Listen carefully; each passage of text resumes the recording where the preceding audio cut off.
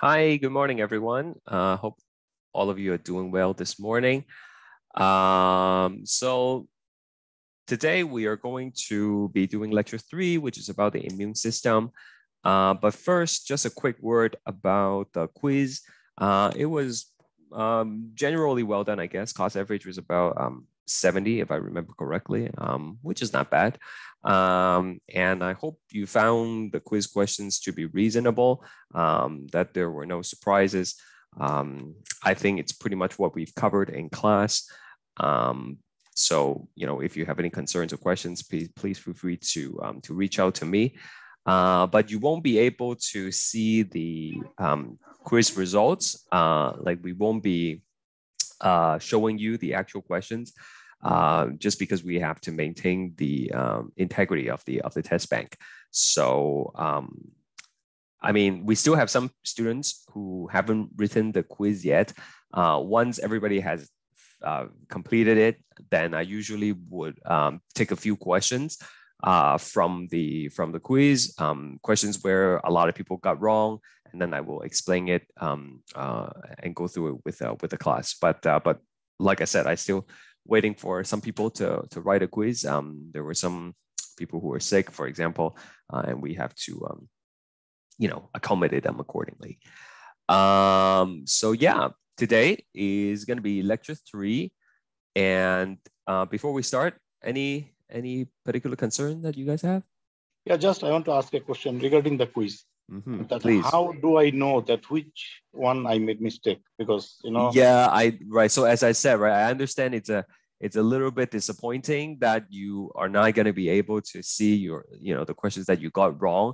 It's not ideal, right? And it feels like you cannot really learn from your mistake, but with the constraint of online delivery, we really can't release the questions, right? Because we only have a limited number of questions in the bank, and once we show it to people, I'm not saying that you will share that information, but then some other people might, right? So as you might or might not be aware, that there are websites online where people post assignments and test questions and quiz questions, and then people can have access to it, and just to minimize that kind of distribution of our course material, we have decided not to release those questions.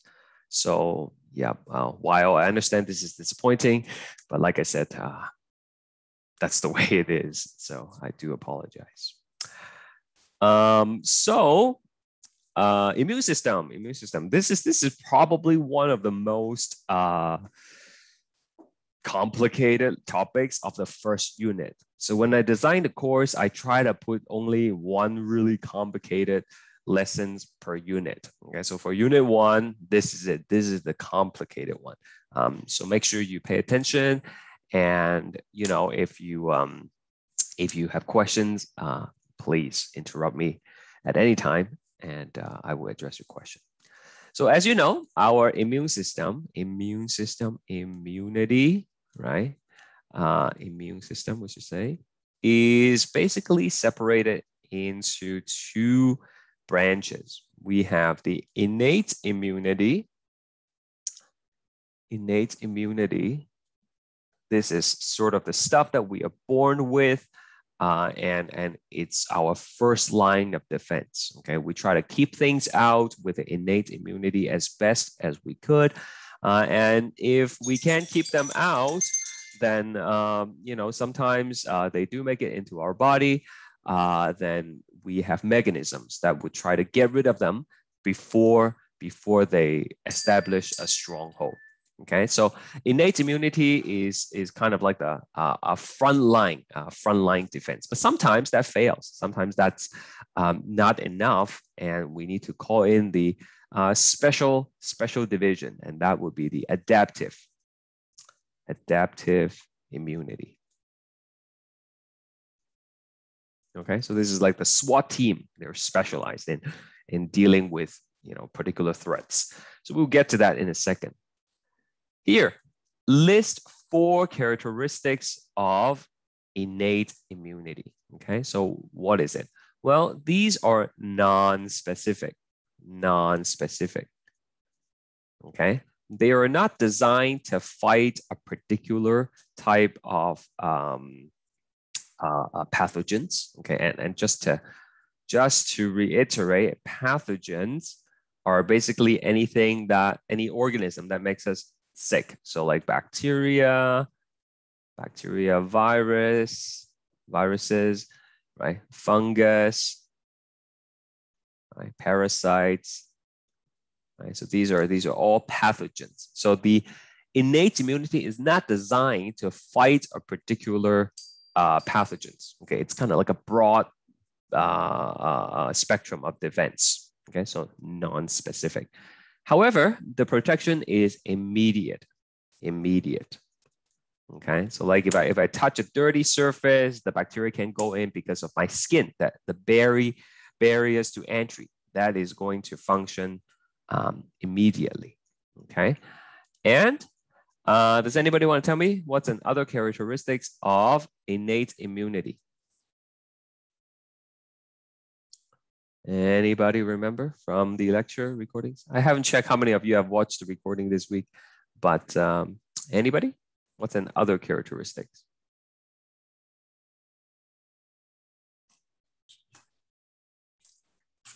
What would be the complement procedure protection? But complement protein? Yeah, so complement protein is a mechanism of innate immunity, yeah, that we'll talk about, but we are talking about characteristics here.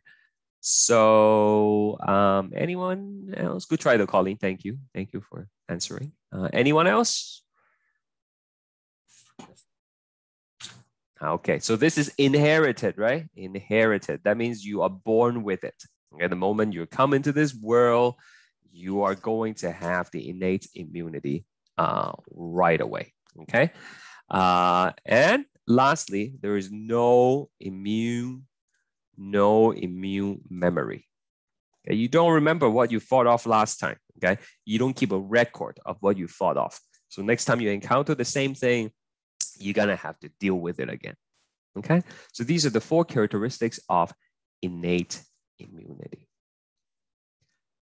Okay, so now we're gonna go through some mechanisms, right? So mechanism sounds like a big word, but basically what that means is it's basically ways to defend.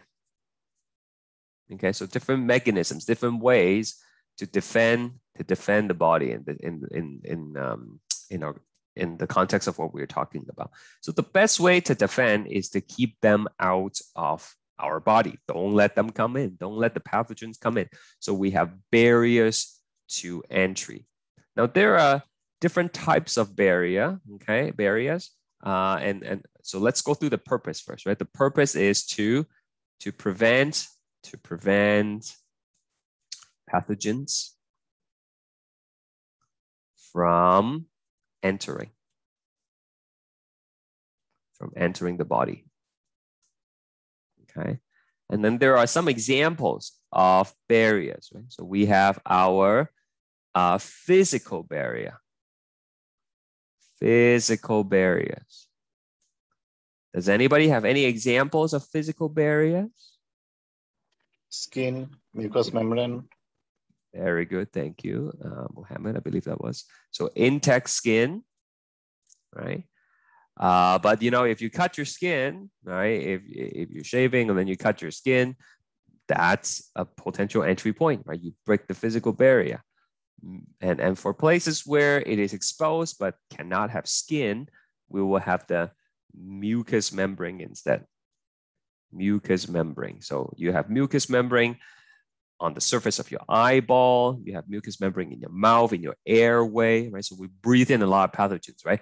So the mucous lining in the air, in the respiratory tract will protect us from those airborne pathogens. And Stephanie says flora, that's right. So normal flora, right? These are microorganisms that live on us or in us, when inside is mostly the guts, right? And they take up so much space that there will be no space for the bad ones to attach to. Okay, so these are physical barriers. Okay, The other example that we mentioned in the lecture, I believe, are the chemical barriers. Chemical barriers. Yeah, so Shamira said, Colleen said ciliated cell as well. So that is another example of physical barriers. Very good. Okay, so these ciliated cells are like, just moving back and forth, and it is going to help sweep up the trapped particles. Just give me a second, guys. I got an email from a student. I don't know if they're trying to join the Zoom meeting or not. Okay, no, this is another class. Okay, so chemical barriers. Examples of chemical barriers would be things like stomach acid, right? Stomach acid. Right? If you eat a little bit of moldy bread, not to worry about. Your stomach acid is probably going to kill off those fungus, and it's usually not going to cause a problem. And sometimes if you eat something bad, the acid might not be able to kill all of it. Then you get an upset stomach. But even that, the diarrhea, that's a mechanism to flush your system of the toxin produced by the pathogens. So that's stomach acid. Another one, anybody have another chemical barrier besides stomach acid? Tear. Yep. So lysozyme in the tear. That's right. So there's the lysozyme. So lysozymes are found in your tears, your sweat, your saliva, and the lysozymes will kill bacteria. Okay, so these are some examples of chemical barriers. Okay, now even the best barriers could be breached. Okay, like I said, if you have a cut in the skin, right? If you are taking antibiotics, even, which is kind of like a paradox. If you take antibiotics, you actually will kill off your normal flora, and now that gives opportunity for other ones to attach to. So you might get a little bit of an upset stomach. So when the barriers are breached and they do make it inside our body, we want to get rid of them as quickly as possible before they can establish a serious infection. Okay, before they can kind of have a stronghold and start to multiply. Okay, so all these mechanisms that I'm going to talk about right now are ways to keep the enemies at bay, so to speak. Okay, they're inside now. They're inside the walls now, but we don't want them to take over the castle, the body. Okay, so we try to keep them at bay. So first mechanism is inflammation. Inflammation. What is the purpose of inflammation? Purpose of inflammation is to recruit.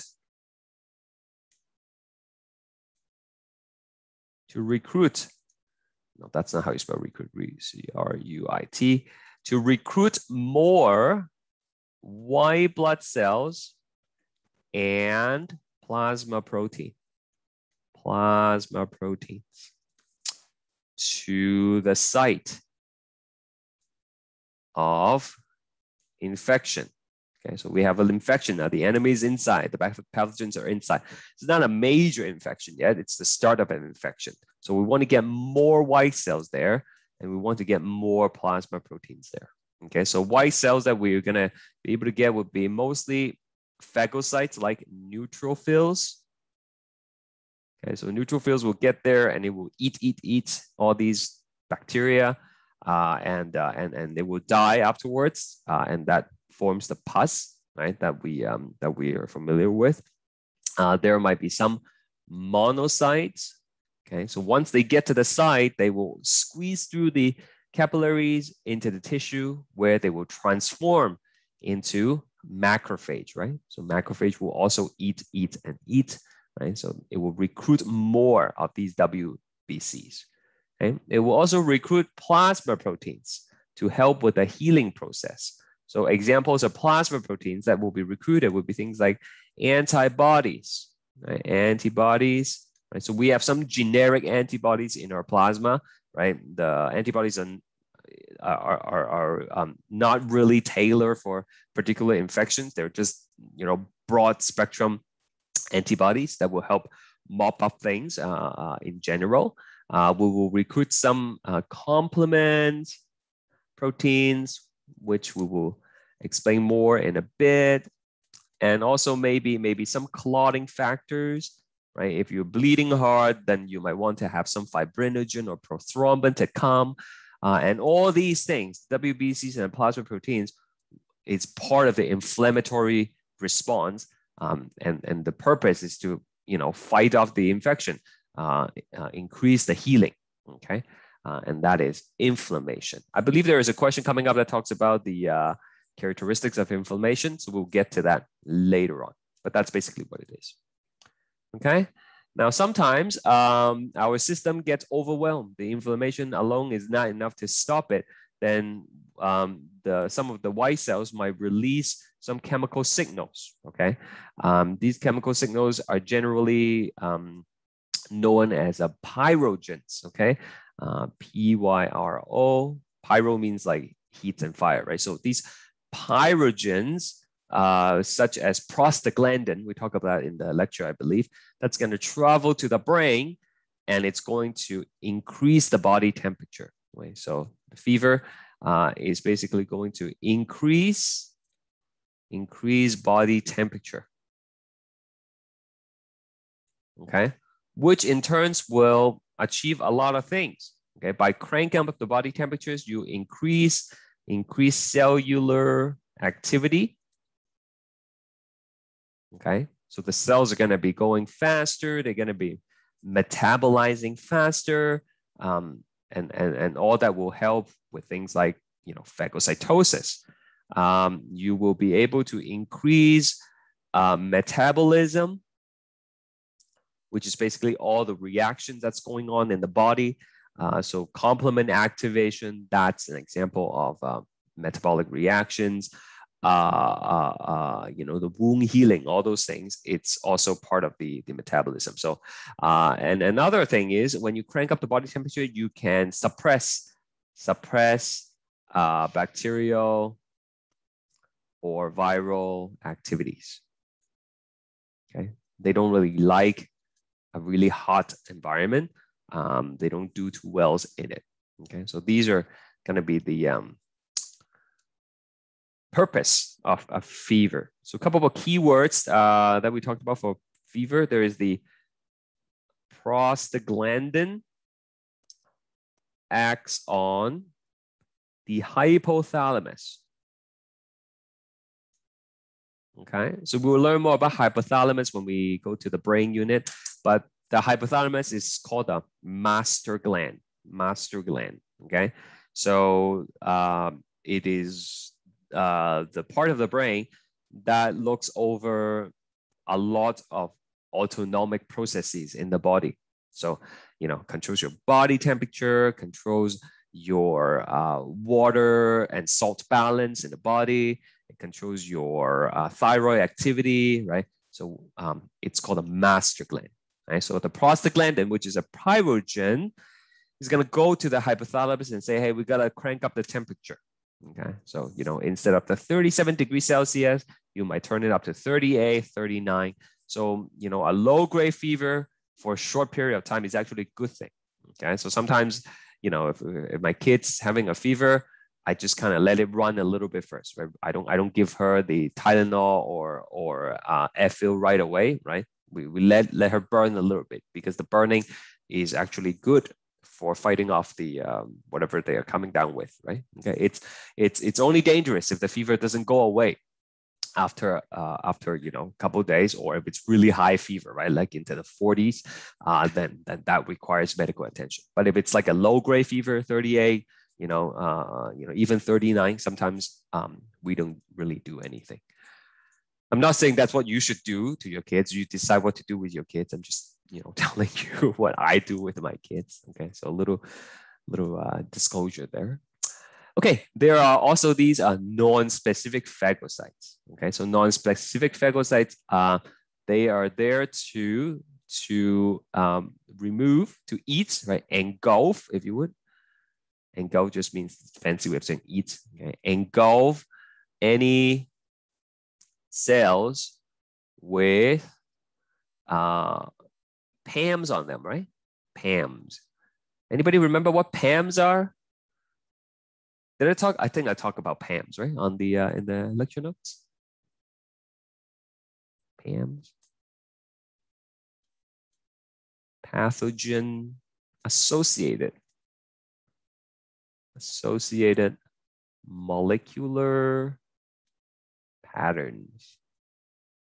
Okay, so these are kind of like barcodes that are found on foreign cells. Okay, so the phagocytes are really good at finding these barcodes, and if they have these PAMs on it, they will phagocytize them. They will eat them right away. The limitation is that the phagocytes only recognize about like 1,000 of these PAMs. So if there is something that it hasn't seen before, then it won't be able to recognize it and attack it. Then we need to bring in the adaptive immunity. Okay. Now, a couple other things here to know. Okay, the non-specific phagocytes is also responsible for linking innate immunity to adaptive immunity, right? Through antigen presentation. Okay, antigen presentation. Now, for those of you who forgot what that means, or if you haven't watched the recordings yet, here's a quick version of it. Let's say there's a bacteria, some bacteria here. Bacteria. I keep on saying bacteria as an example, but it could be virus, could be fungus, could be whatever. And then we would have a, let's say, a phagocyte here. Okay, so we'll use macrophage. Okay, so the macrophage will eat the bacteria, right? It will do phagocytosis and eat the bacteria, and then the bacteria will be inside the macrophage now. Okay, so that's not new. We all know that. Okay, so eats it up. Now, what happens is some phagocytes will just leave it at that.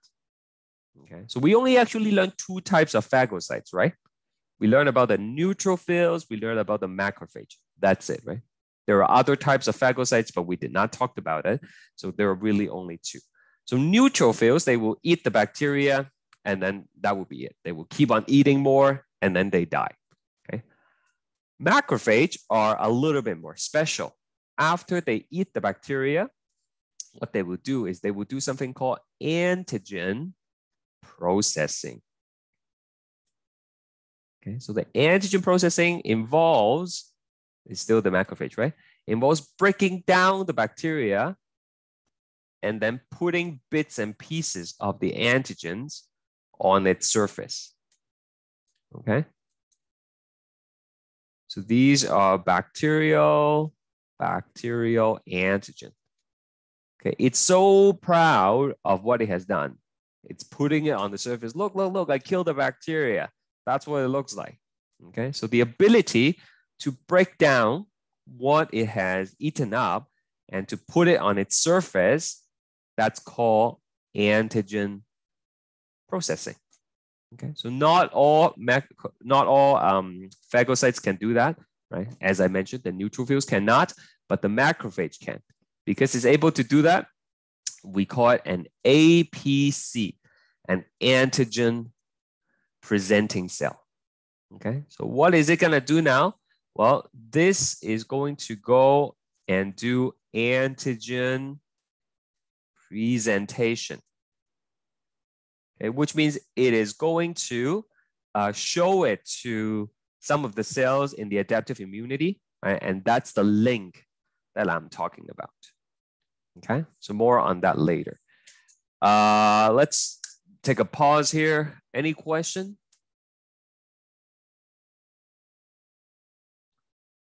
Any question at all?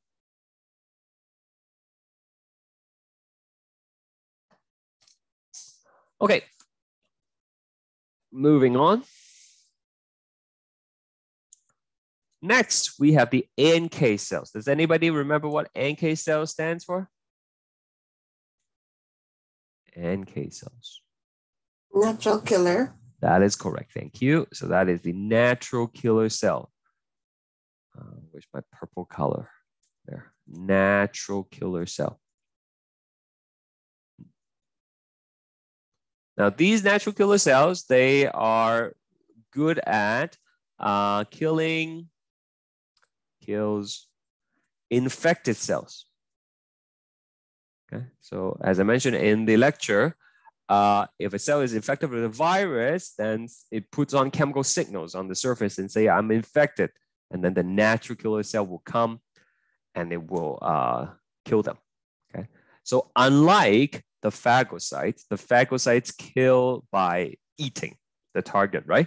These NK cells, they kill by what we call a cell-cell contact, okay? Basically, it means they touch them and kill them, okay?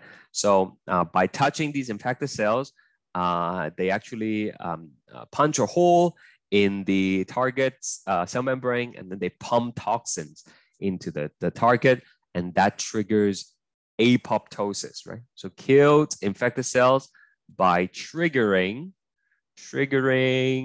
programmed cell death, right? Which is like apoptosis in the target, in them, okay? It can also kill cancerous cells in its early stage, cancerous cells, okay?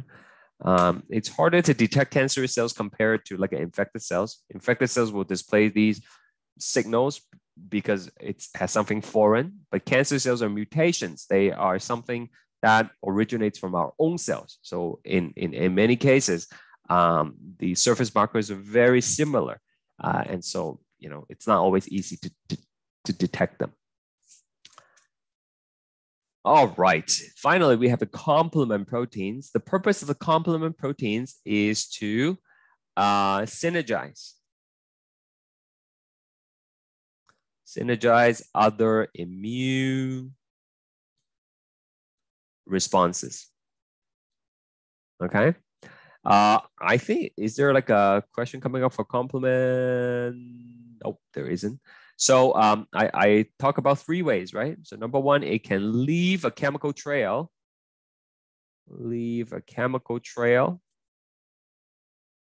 For WBCs to follow. Okay, so how does the white cells know where to go? How do they know where the infection is? Well, the complement proteins will lead them there. It's like little breadcrumbs for them to follow. Number 2, it is going to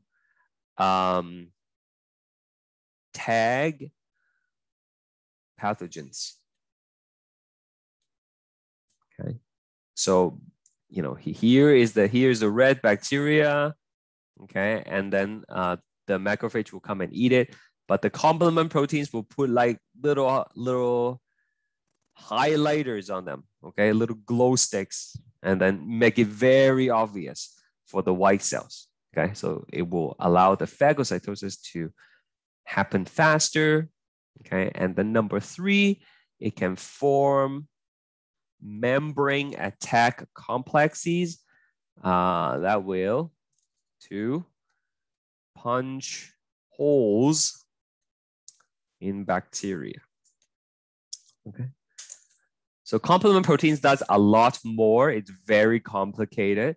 I remember in university we spent like a whole month learning about it, but we are just going to remember 3 things. Okay, leave chemical trails for them to follow. Tag the pathogen so it can be eaten easier. And number 3, form these membrane attack complexes to punch holes in the bacteria. So collectively, it strengthens, right? It makes the other immune response better. That's what synergize means, okay? So that's it for innate immunity. Does anybody have any question?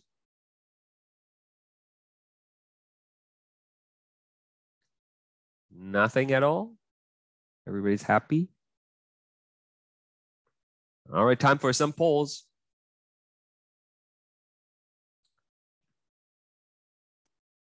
go ahead and try this.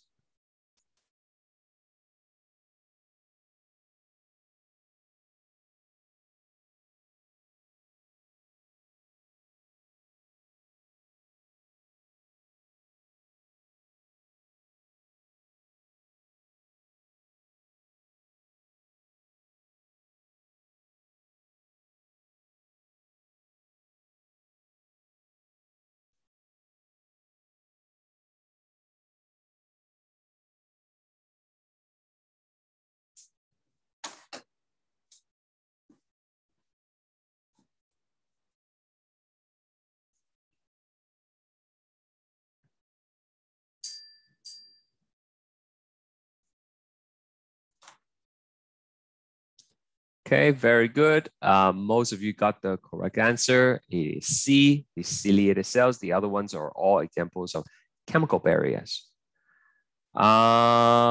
This one, let's see. I haven't really reviewed it with you yet, but let's see if you guys can get it.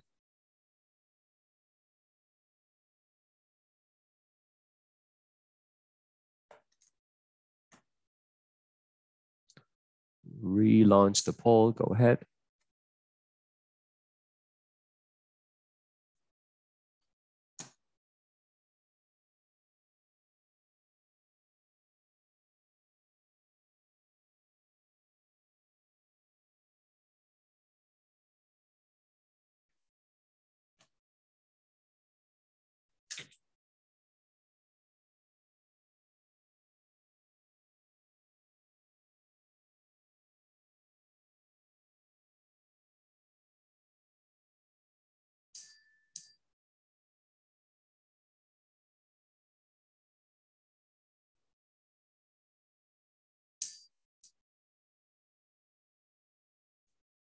Okay, a couple more seconds for people who are trying.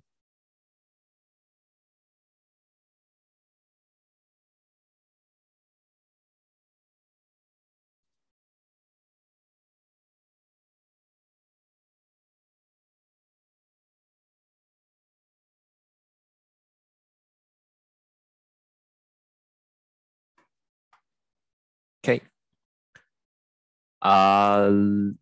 Localized swelling is the correct one.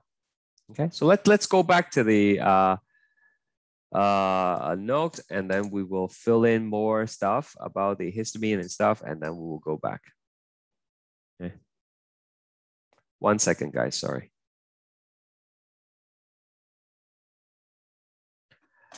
Okay, so 3 examples of physical barriers. We talked about this already, right? There is the intact skin. There is the normal flora. There's the ciliated cells. And then there's also the mucous membrane. Okay, we talk about the 2 examples of chemical barriers, which include acids, right?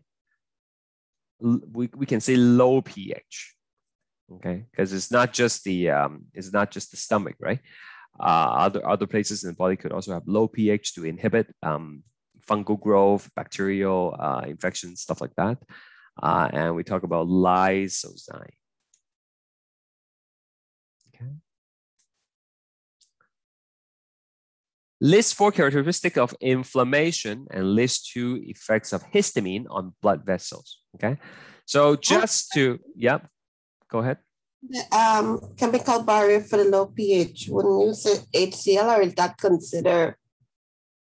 Yeah, so example, right? Like a stomach acid, right? Stomach acid, right? Vaginal tract, right? So those are places where the body has low pH. Okay. Okay, so if you have a cut, if you have a thumbtack going into your body or whatever, then there are going to be these mast cells. Mast cells. Okay, so the mast cells are related to the basophil. Okay, the difference is that the mast cells are anchored in the tissue, whereas the basophils are kind of like circulating in the body. So what happens is the mast cells will release, histamine. Okay, and the histamine will have two effects on the blood vessels. So number one is going to cause vasodilation. Okay, vasodilation means the blood vessels will get bigger. So vasodilation will increase blood flow, which is a good thing, because remember, the purpose of the inflammation is to recruit more blood cells and plasma protein to the site of infection. So by increasing the blood flow, you are doing exactly that. Now, as a result of the increased blood flow, you're gonna experience some side effects. Okay, and two such side effects from this would be redness as well as warmth. Okay, so this here, the vasodilation will cause these two cause these two characteristics, okay, side effects. The other thing that the histamine will do is it will increase vessel permeability. Okay, so that will allow the cells and the plasma proteins to leak out into the tissue easier. Go ahead, please. Someone has a question. Yeah, in the quiz, there was one question regarding the effect of histamine. Yes. And there are two options, I think. That one was increased blood flow and one was the increased, I think, permeability. I mean, not increased permeability. I think that what will happen, that things will go out of the blood vessel. So both are correct. This was a question from the cardiovascular quiz, right? You referring to? Yeah, I think so. Yeah. Okay. I'll take a look during the break and then I'll get back to you. I don't remember exactly. Yeah, but we will talk about that. Okay. Thank you. Okay. So increase the vessel permeability, right? Like, what will that do? Well, that will allow the WBCs and plasma protein to go into the tissues easier. Okay, now as a result of this, we're gonna have two other characteristics, which is going to be swelling, okay, because you have all these things oozing out and it's gonna be painful, okay? So usually it's like a throbbing pain, all right? So that is that. Now give me a second, let me see if I can find that question Mohammed is talking about. Let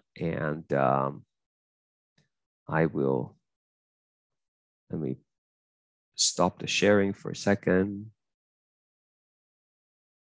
1 second, guys.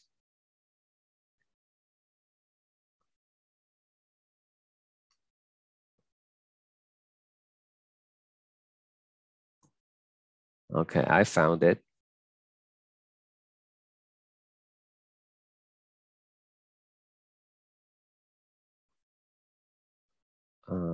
Okay, sharing screen. Sorry, I'm talking to myself. Okay, I believe this is the question you are referring to right here. Okay, is that the one, Mohammed? Yes. Okay, so let's talk about it. Okay, histamine is released during inflammation. One of its effects is increased vessel permeability. Now, you might be thinking, but we just learned about histamine. How come this was on the other quiz? Well, this would be like an application question, right? So I told you in the question, histamine will increase vessel permeability. How will this affect capillary exchange? So if you think about it, this is your capillary and now is extra leaky, right? So what's going to happen? So that means things can come out even easier, right? So increase fluid loss from capillaries. That would be the correct answer. Will it increase blood pressure? No. Okay. In fact, it will drop the blood pressure a little bit because you have fluid leaving your blood vessels, right? Is it going to increase your osmotic pressure? No, because you're not changing the solid concentration on the inside or outside, right? And because it's leaking everywhere, it is not going to increase fluid retention. So the correct answer is this choice here. Does that answer your question? Yeah, clear. Sorry, yeah. Okay, thank you. Okay, and you know what? Let's while we're talking about this, that's why when you have an anaphylactic shock, right? Like people with peanut butter allergies, nuts allergies, that kind of stuff, bee sting, right? That could trigger a very severe allergic reaction, which we call anaphylactic shock. And in that case, the histamine is not a localized release, but rather like a systemic release, like all over the body. So these kind of leaking happens everywhere, and that caused the blood pressure to drop substantially. And that's why it could be life-threatening. One of the reasons why it is life-threatening. It's also cause your airway to close and making it very difficult to breathe. And that's the problem. Okay. Let me see if we have more posed question here.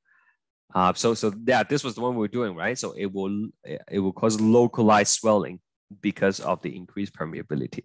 Okay, white blood cells will enter from the bloodstream into the tissue. It's the other way around. Fever has nothing to do with histamine. Right? Fever is caused by the pyrogens we talked about, and we know the histamine will increase blood flow, which is why the answer is A. Okay, let's talk about the PAMs here. I mean, let's do a question about the PAMs. Go ahead.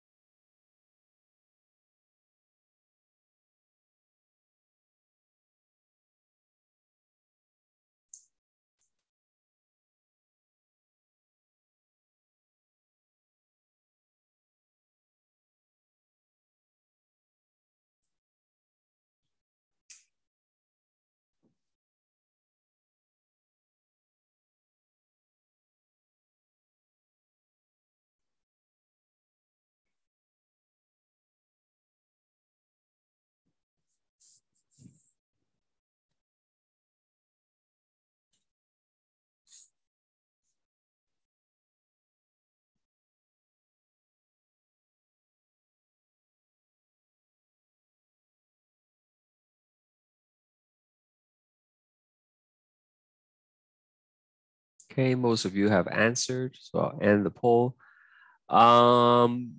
So we have two choices that are very popular, the first one and then the C. The correct answer is the pathogens, okay? So again, the PAM stands for pathogen-associated molecular patterns. So this stands for pathogen. It's going to be found on the pathogens. The phagocytes will recognize the PAMs on the pathogens, and then they will eat them, okay? So PAMs are on the pathogens, not the phagocytes. But the phagocytes are the one that will recognize the PAMs, and then it will go eat them. Okay, hope that makes sense. Yeah, let's try this one as well.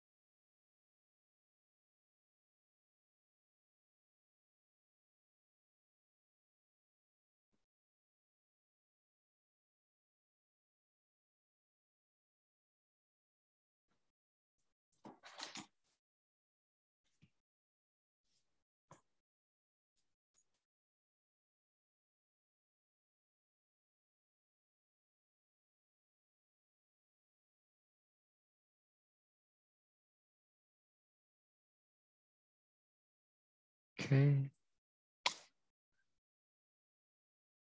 The correct answer is the complement proteins, right? We talked about this over here, I think, right? So it leaves a chemical trail, tags pathogens, and it forms membrane attack complexes to punch holes in bacteria. Okay, so that is the answer to complement proteins. All right, now we're gonna shift our focus onto adaptive immunity. Another name for adaptive immunity is acquired immunity, okay? Because you're not born with it, okay? It's something that you have to get throughout your life, right? So adaptive in the sense that it's going to evolve, it's gonna change throughout your life, and it's acquired because you have to get it yourself.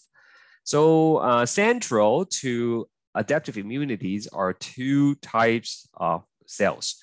We have the T cells and we have the B cells. Okay, so the first one lists 4 types of T cell effectors and state their main functions. Okay, so remember, just like the monocytes can transform, can differentiate into the macrophage, the T cells can differentiate as well. So we start with what we call the naive T cells. Okay, so these are cells that are made in the bone marrow, but then they go to the thymus, right, in front of the heart, where they will mature and differentiate into effectors. Okay, so just to very quickly refresh your memory of what's going on here, the naive T cells that we produce, they would have different receptors. Okay, so we might have 3 different types of naive T cells. We actually have thousands at any given time, okay? So some of them would have like a blue receptor, some of them would have a red receptor, some of them would have like a green receptor or something like that, okay? So these receptors are gonna be generated through gene shuffling, okay? So let me just take away this thing over here. Okay, so these are generated through, the receptors are unique. Receptors are unique. They are generated through gene shuffling. Like, what does that even mean? Okay, so just very quickly, you guys remember what a gene is, right? A gene encodes for the instruction to make a protein. And so these receptors are protein, membrane proteins. And in a given gene, there are exons, right? So this is exon 1, exon 2, exon 3. Okay, and then what's between the exons? Anybody remember? Did you guys learn this right last semester?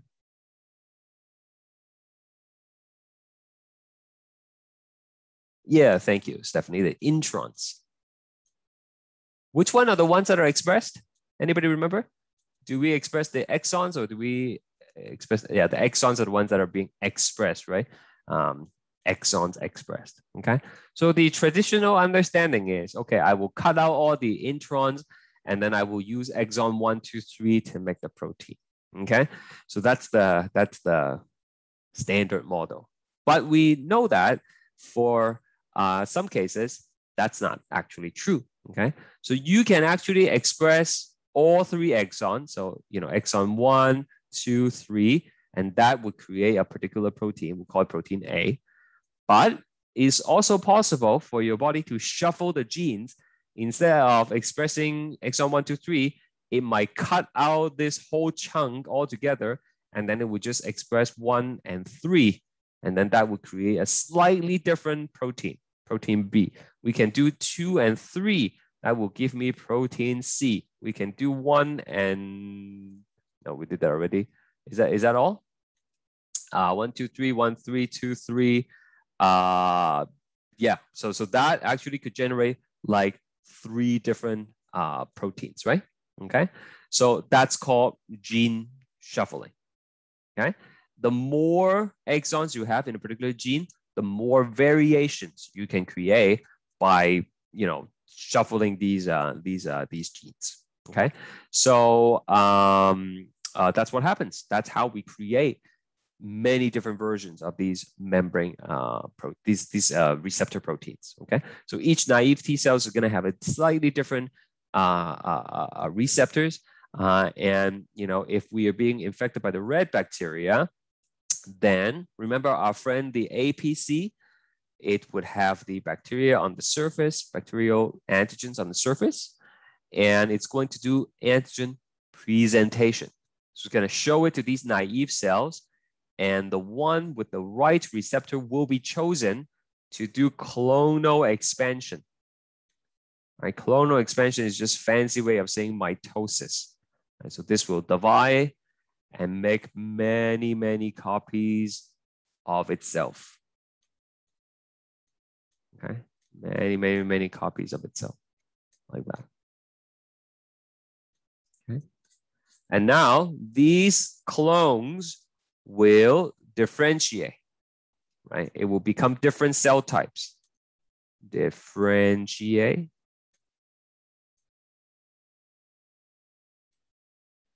And the products, right? The things that they will become, these are called effectors. Okay. Any question about this process for the whole explanation? Again, watch the recording. But any question about this compact version at this moment?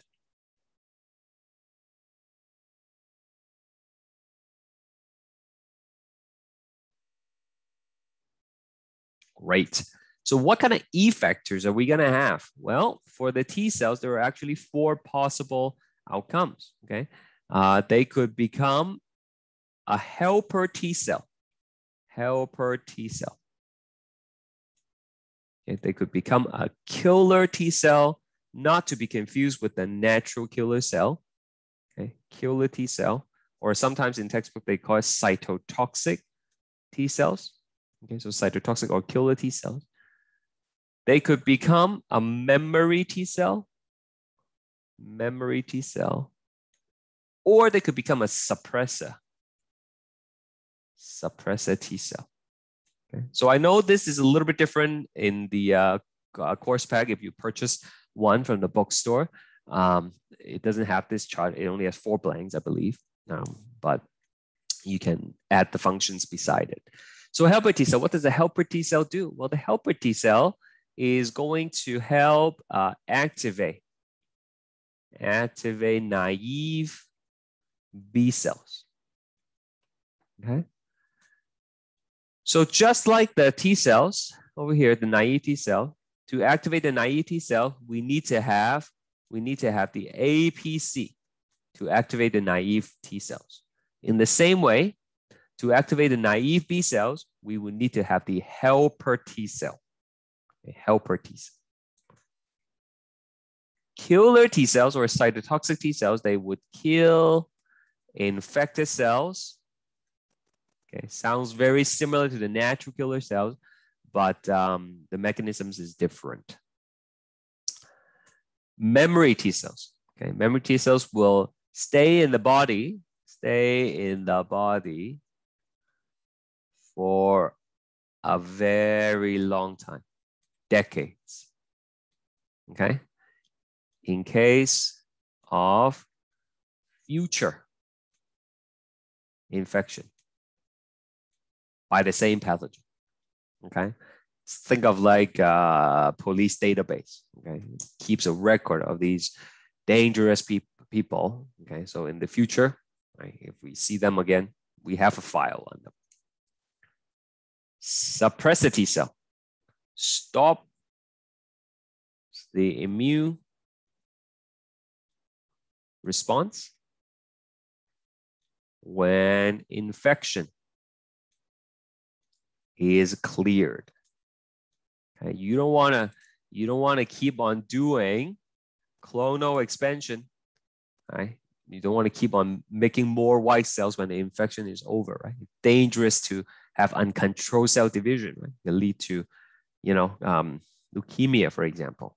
So we need the suppressor T cells to stop the immune response when the infection is over. Okay.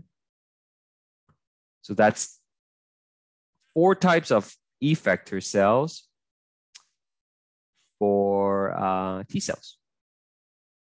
Next question, list 2 types of B cells effector. That's a typo there.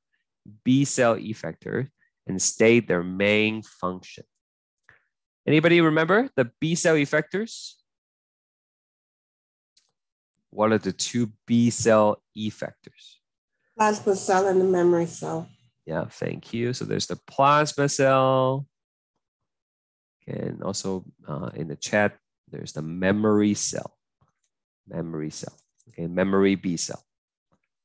Okay, there is no plasma B. Okay, it's just plasma cell. So the sole purpose of the plasma cell is to mass produce antibodies.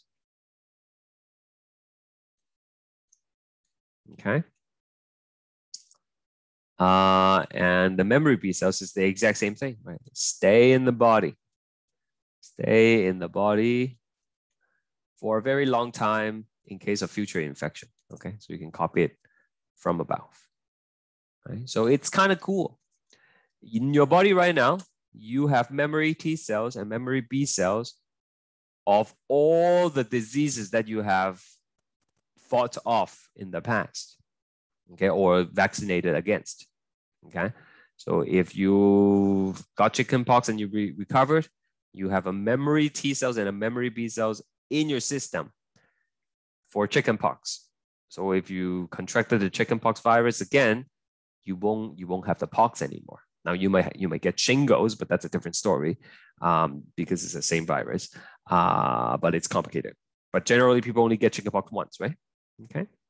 If you have vaccinated against COVID, then in your system, right, you would have memory T cells and memory B cells for the COVID virus.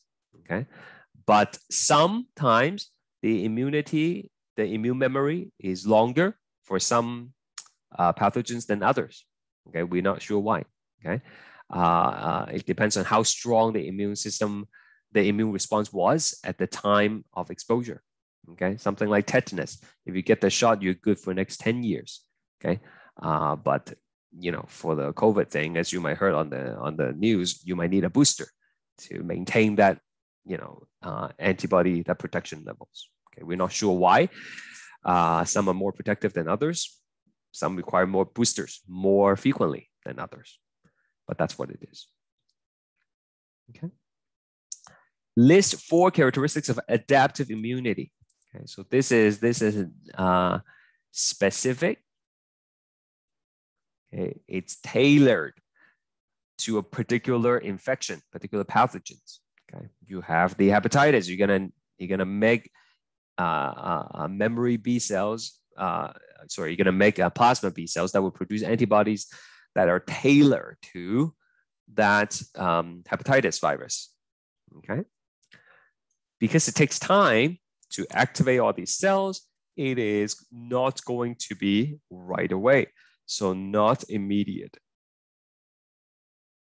That's why if you come down with something, it will take you a few weeks, well, a few days sometimes, and then sometimes a week before you feel better. And Noah said diversity, that's correct. Okay, diversity as well as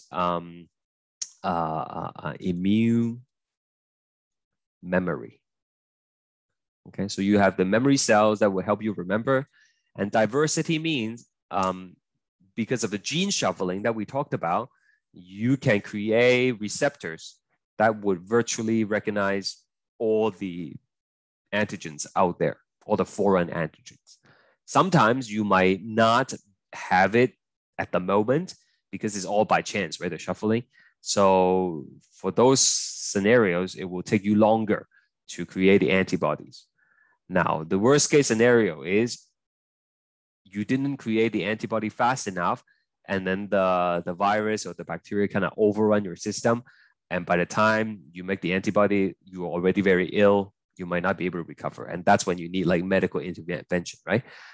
Best case scenario, you have it already. You have the antibodies, you have the receptors already. And then all you need to do is to select that naive T cells and then turn them into effectors activate the naive B cells, and then you will be able to make the antibody in time to get rid of the pathogens. Does that make any sense? No question? Okay, great. List 3 effects of fever that will enhance immune system. We did that already. I'm not going to do it again. Like increase metabolism, increase cellular activity, suppress pathogen activity, right? So that's that. Okay, so here, long answer questions. Any requests from anyone? If not, I'm just going to go through the ones that I feel it's particularly confusing.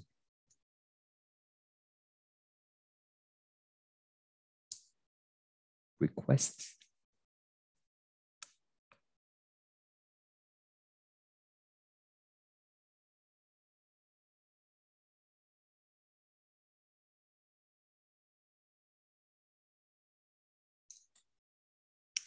Sure. Number 12. Kiana. Anyone else?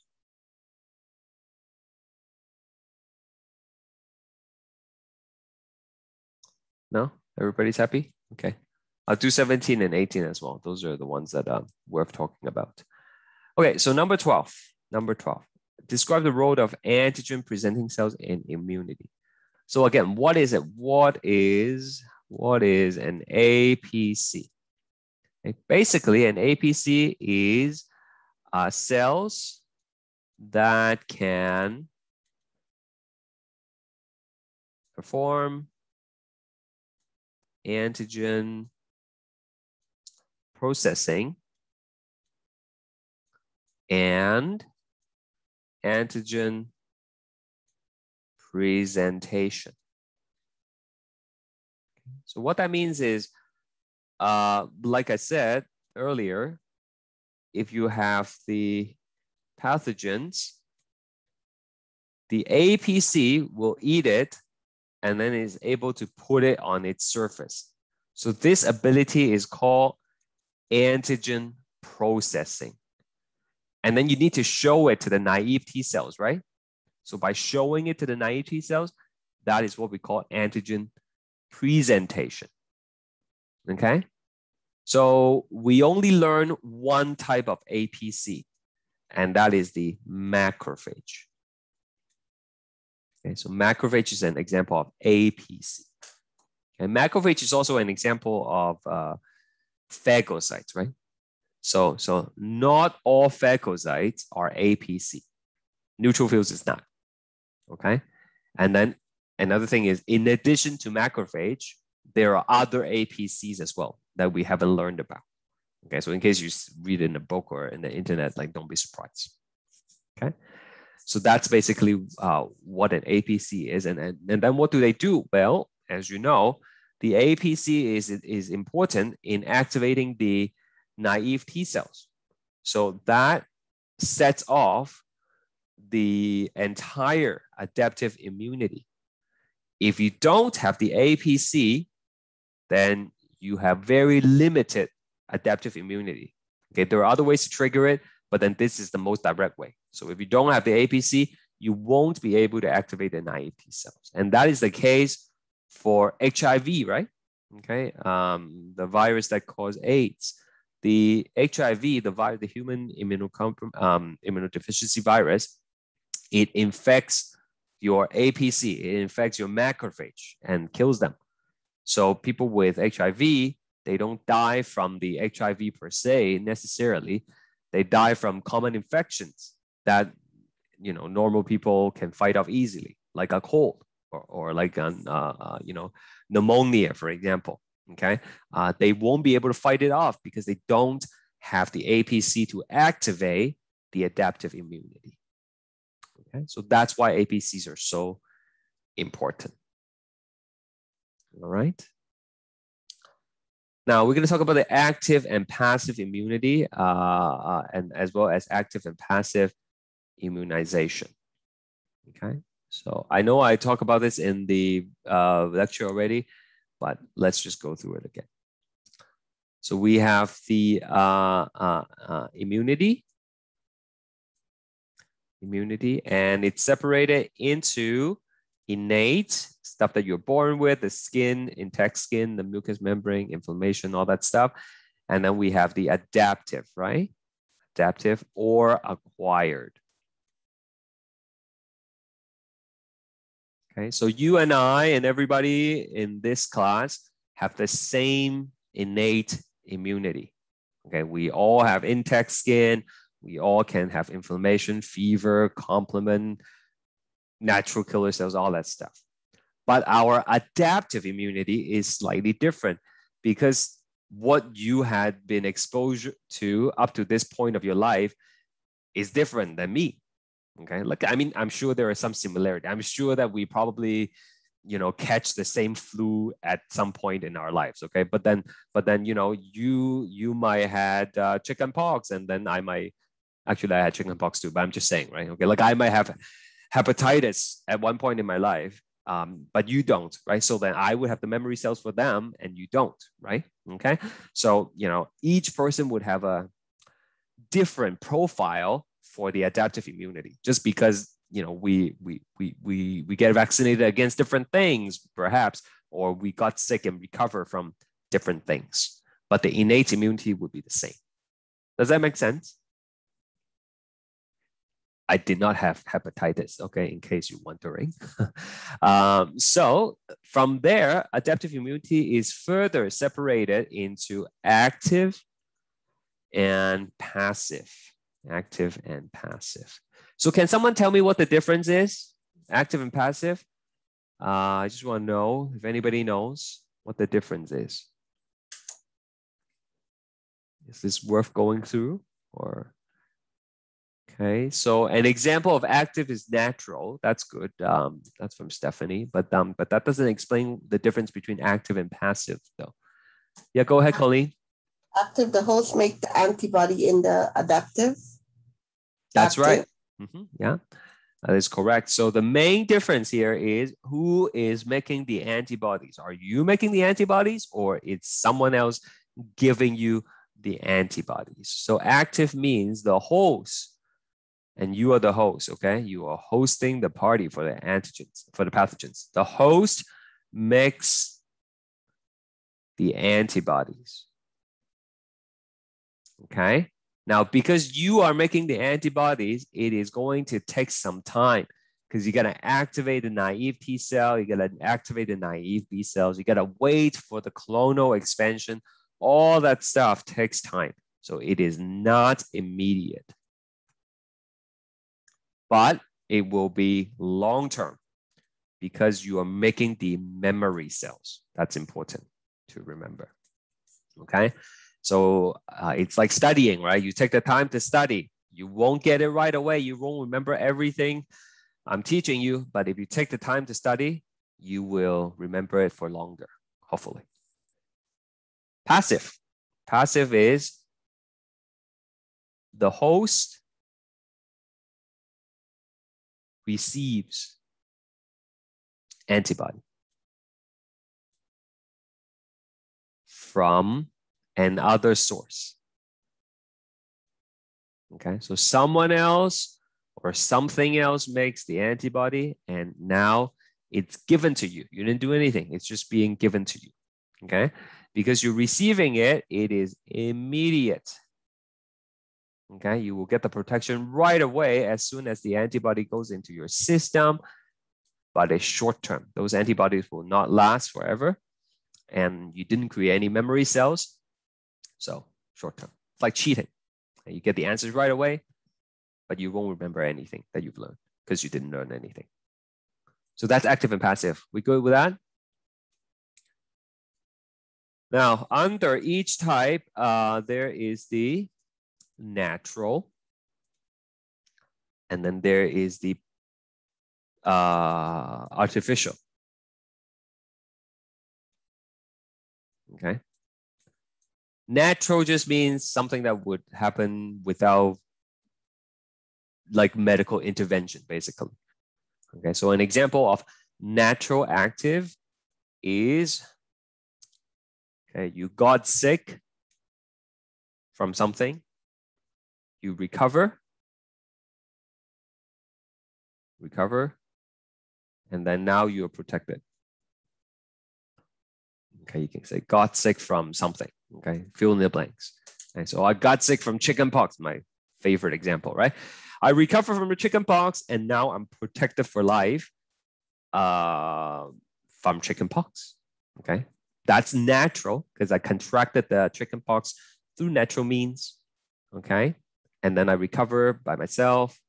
I mean, I could have like, I don't think there are any drugs to speed it up, but like even if you take medication, right, it doesn't matter. You recover, and then now you're protected. Right? You make the antibodies. Okay. So, how many of you have got chickenpox like normally? Do you know, like through natural means? If you know you got chickenpox through natural means, please choose A. If you have not got chickenpox yet, please choose B.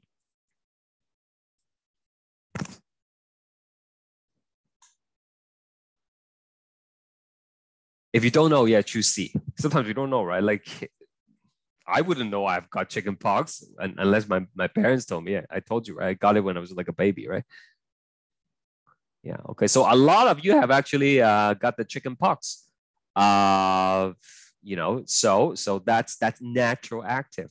And in Canada, you know, the yellow card, the mandatory vaccination stuff, you actually get vaccinated against chickenpox, right? So my kids, they are vaccinated against the chickenpox virus, the varicella, right? Virus, right? So that would be an example of artificial active, okay? Artificial active. So this, right, if I go back to here, right, we'll also answer the next question, active versus passive immunization. So this would be like active immunization. Okay, so example would be like a flu shot, right? The chickenpox vaccine, that's an artificial active immunity.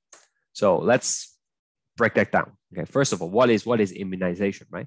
So when you get a vaccine, you are receiving an attenuated version. Attenuated means like a weakened version of that thing you're trying to protect, and it will educate your immune system to produce the antibodies. So that when the real thing comes, you are going to be protected. Okay, so it's artificial because it's a medical intervention, right? You're injecting something into the body. It's active because your immune system still have to create the memory cells and create the antibodies on its own, right? So it's going to take time. You're not going to get the protection right away, right? So that's why it's active immunization. Now, usually I do this with my class, you know, when I talk about vaccines. So let's quickly go try this and see. Okay, here are some true or false regarding vaccines. Nowadays, people probably, like during the pandemic, people probably get more education about vaccines, so they might know these things better. We'll see. Usually it's 50-50 split in the class. So the first one, vaccine contains live virus or bacteria. True or false? If you think it's true, choose A. If you think it's false, choose B. If you don't know, choose C.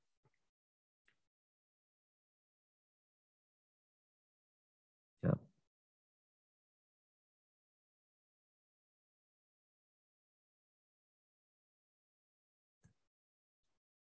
Okay, very interesting. Okay, I'm waiting for a few more people.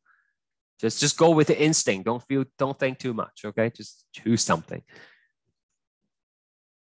Okay, I think some people might be away from the computer.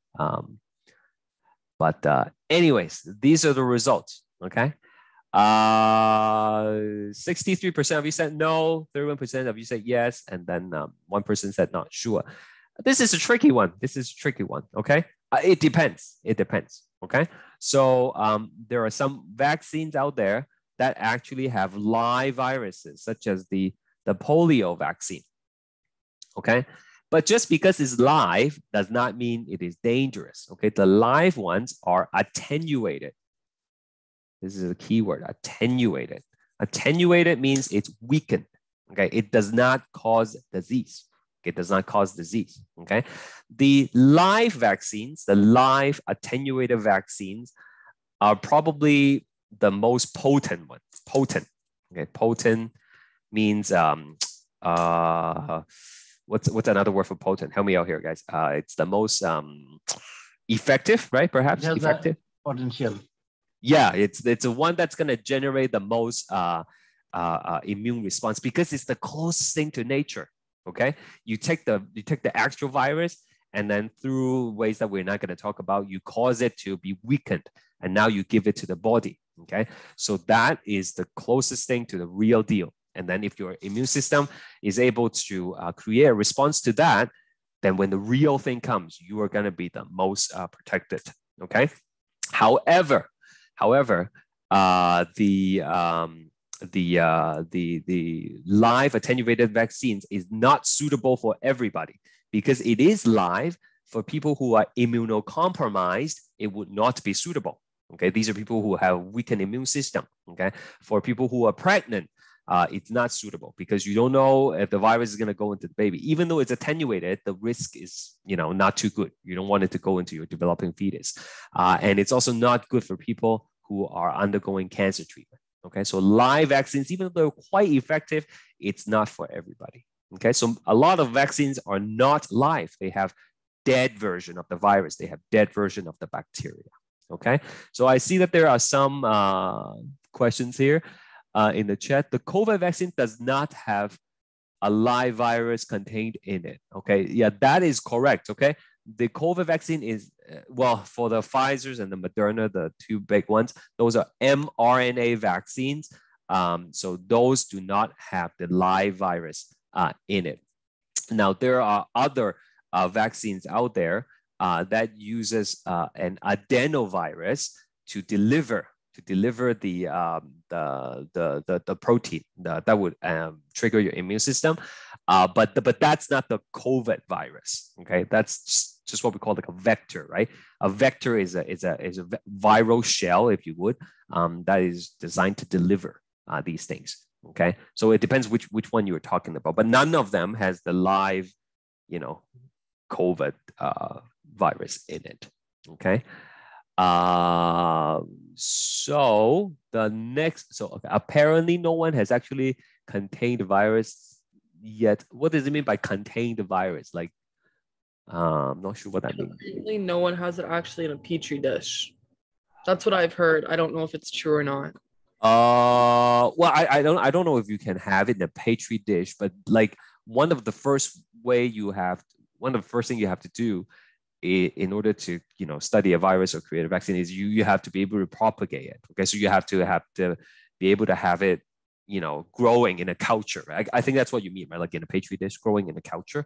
I think they would have to have that in order to get all the information that we have. Okay, so hopefully you learned something from that. Next one is another one that is surprising for some people. So like, my mother would always say before, like, I don't want to get the flu shot. Every time I get the flu shot, I get sick and I get the flu from it. Is that true? Can you get the flu from the flu shot?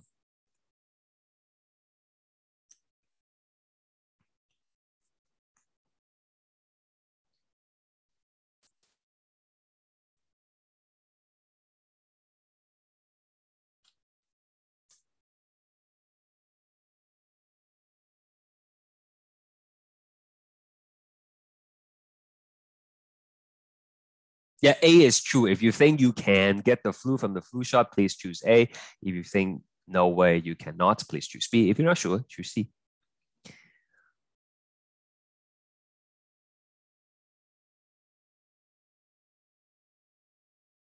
Okay, interesting results. Very interesting results. Okay, so as you can see, it's 56% versus 38%. It's not true. Okay, it's not true. It's impossible. It's impossible to get the disease from the vaccine. any disease. Okay, you cannot catch COVID from the COVID vaccine. You cannot catch tetanus from the tetanus vaccine. Okay, because as I mentioned in the previous one, right, you are using attenuated version of the viruses. You're using dead inactivated versions, right? And in case of the mRNA, you are just receiving a strand of the instruction to make the proteins, right? So you're not gonna get sick from it. Now, having said that, okay, this is an important thing. People usually ask, then how come people might get a fever after receiving the immunization? When you do the immunization, okay, even though you are not receiving the actual pathogen, you are nevertheless introducing foreign antigens into your system, right? Foreign antigen. Antigen is, these proteins, right? And when you inject something foreign into the body, your innate system will get activated. Okay, so that's why sometimes you get the fever, right? You get the sore arm and all those stuff. So all those are not because you're getting the flu from the flu shot. It's just an indication that your system is working. Okay, and some people have more severe side effects than others. Now, there are the odd cases where people got the flu shot, let's say on Monday, and then, Wednesday they have the flu, like legitimately got the flu. Okay, so what happens there? Well, what happens is the person might have caught the flu virus before the vaccines have been become effective, right? Remember, it takes time for you to create the antibodies. It takes time for you to activate the naive T cells and the B cells. So during that time, if you caught the flu virus, you're not protected, right? You will still develop the flu symptoms. So it's just, by chance. It's not caused by the flu shot. It's caused by exposure before the vaccine becomes effective. Okay. Okay. Will we have a break today? Today we're going to skip the break, okay? Because I think we're going to be done at about 10 or 10:10 at most. Okay. We're almost there. So thank you for, bearing with me. Okay. So no, you cannot. Okay. No, you cannot. Sorry. I have a quick question. Of course. It's like you can't get the flu from the flu shot. So when people got sick after the COVID vaccine, would that be the same case as the flu shot, or would that be something different? Yeah, so they say they would tell you the COVID vaccine is not going to give you. Okay, so can you clarify your question? Like, are you asking me why people still get COVID after they get vaccinated? Is that the question? No. I just have a lot of friends who got quite sick, or like Yamisha's saying, like she got a fever and other symptoms. Is that? But that's not COVID though, right? That's not COVID, right? No. It's just like they got like the flu or sick after the COVID shot.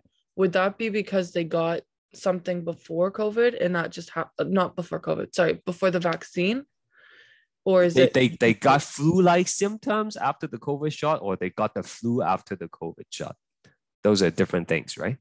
Yeah, flu-like symptoms. Okay, yeah. So flu-like symptoms again, right? That's like the fever, the eggs, right? Those are normal.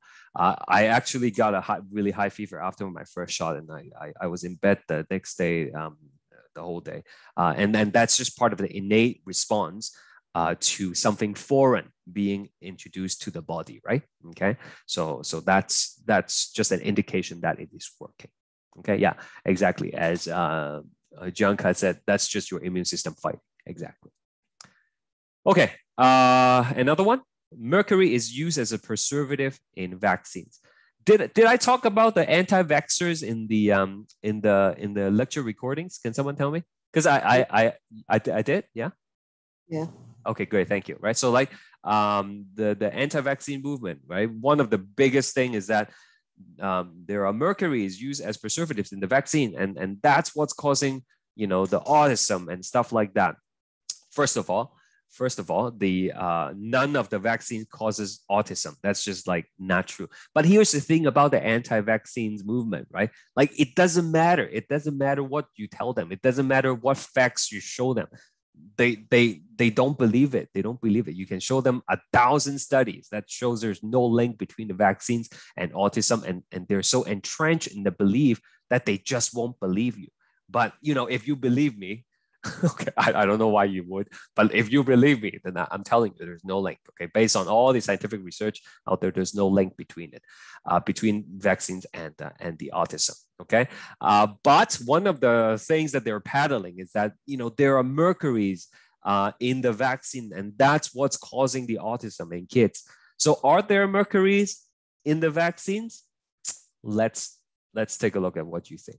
If you think yes, there are mercuries in the vaccines, please choose A. If you say no, please choose B. If you think only for some vaccines, then please choose C.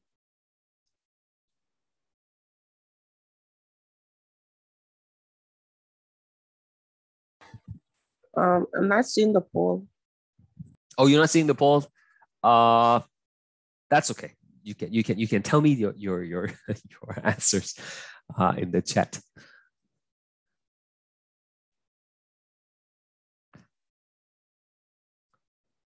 Okay. I will end the poll there. Anyone else want to chime in?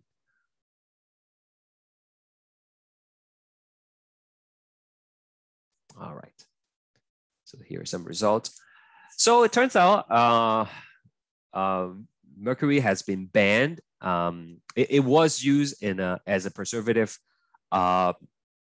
I forgot exactly what year prior to, maybe 1990s. It was used as a preservative in a lot of vaccines, but then it has since then been taken out. Not because it's dangerous, but because there is so much backlash. Right, people are so concerned that and people are not receiving the vaccines because of that, so they decided to take it out. However, in Canada, mercury and it's not like mercury as in like elemental mercury, right? It's not like the ones that you find in like old school thermometers, right? They're referring to a compound that has mercury atoms in it. And as you learn from chemistry class, just because it has a particular atom in a molecule, it doesn't necessarily mean it has the same property as the atom itself, right? Like sodium chloride. Sodium is explosive. Chlorine is a neurotoxin. But if you put it in sodium chloride, you get table salt, right? It's very stable. So this is the preservative that is found in some vaccines, and I'll tell you which one in a second.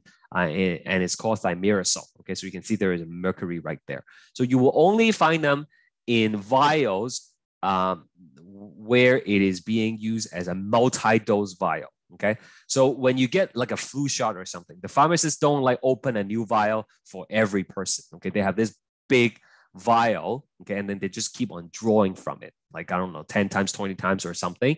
And in order to prevent the contamination, there is the thimerosal in there to act as preservative, because you keep on jabbing it in, right? Like you might introduce bacteria and whatnot in it just through the repeated jabbing. The chance is very low, but you want to prevent that, and that's what the thimerosal is. So it's only for multi-dose flu vaccines, I believe, that still have the preservative, but it's not found in any other of the vaccines. Now, is it dangerous? Well, where do we also hear about concerns about mercury? Like what kind of food that we have to be careful not to eat too much, so we don't get like mercury poisoning? Does anybody know? You would know if you have kids, I think. No? Is it water? Yeah, okay, in the water, but oh yeah, true. But there's mercury in water as well, right? In some of the First Nation communities. But in general, what kind of food do we have to be careful? That has fish, exactly, right? So like you don't want to be chucking down like wild tuna, every meal, right? Because the tuna is gonna have the mercury in it, right? Canned tuna is okay; those are farmed ones; those are safe, okay. But there are some food fish out there that has high mercury content, right? Now those mercuries are methyl mercury, which is different than this kind of mercury. This mercury is not fat soluble. Okay, so that means it won't accumulate in your body. Whatever small amount that you got from the vaccine, you will just pee it out the next couple of days. For the ones from the fish, those are the ones that will accumulate in your tissue, and then it might go to your brain, and it will cause like developmental problems in kids, for example. So it's a very two different things that we are talking about. Is that okay? sir, talking about vaccines. Yeah.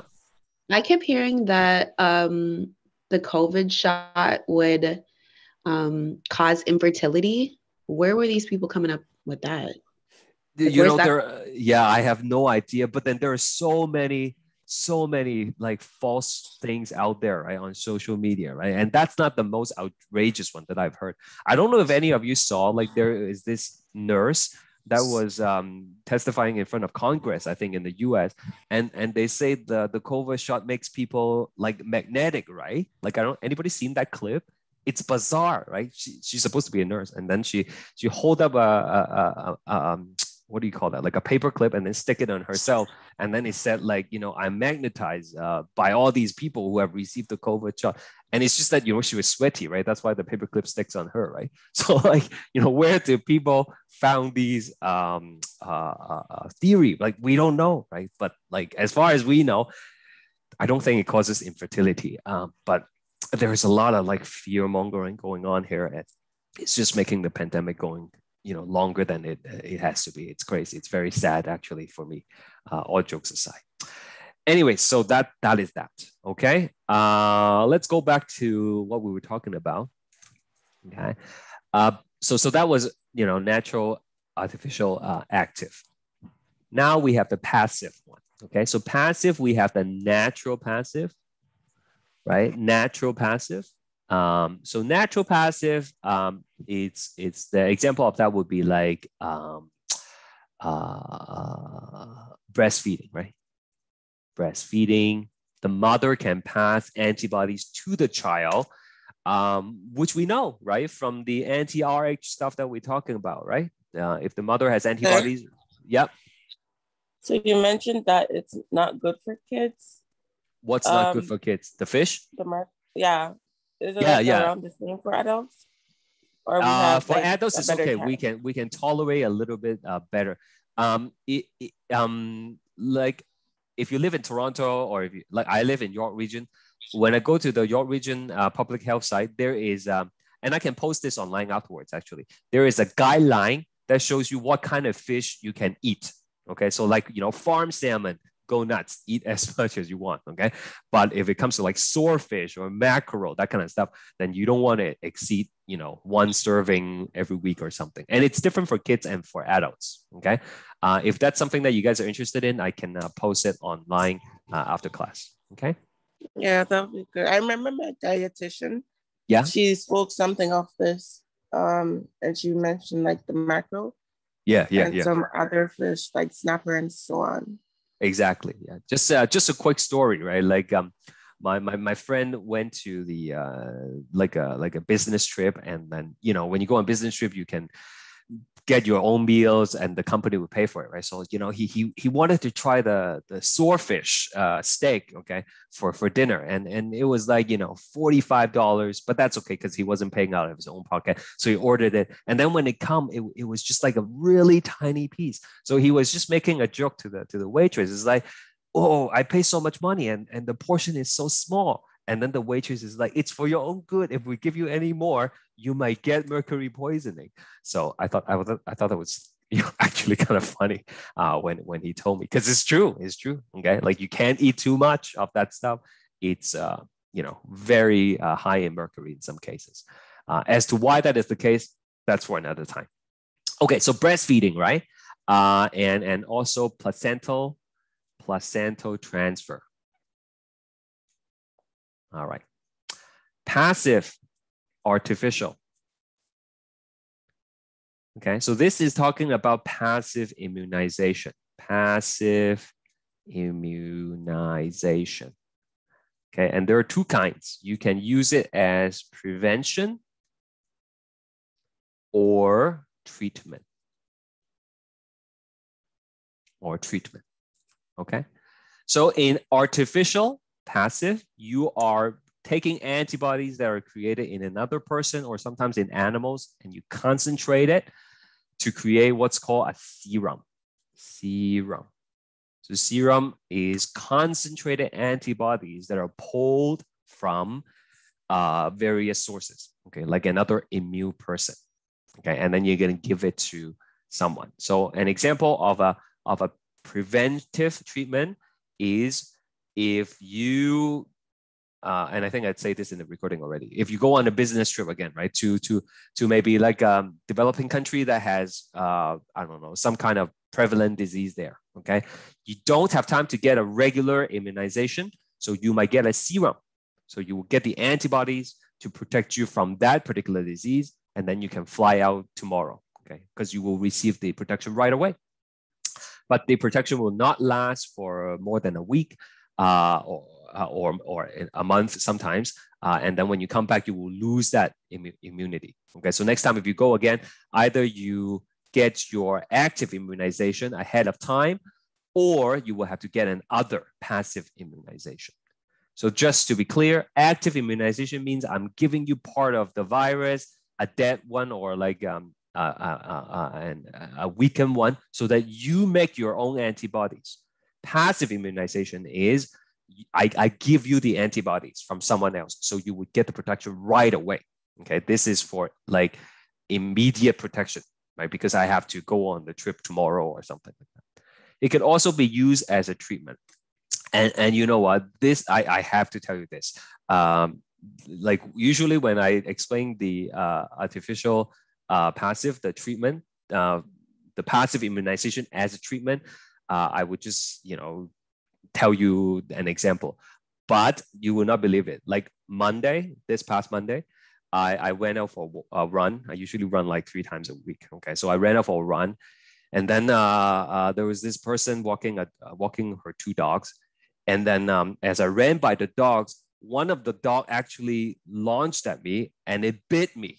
Okay, like for real, it bit me in the waist, and you know, my adrenaline was going because I was running, and then I didn't really feel the wound was too severe at the point at the time, and then it hurts, and I just told the person, I was like, your dog bit me, and then the person, oh, sorry, and then by the time we were already like, you know, maybe 10 feet apart because I was running, right?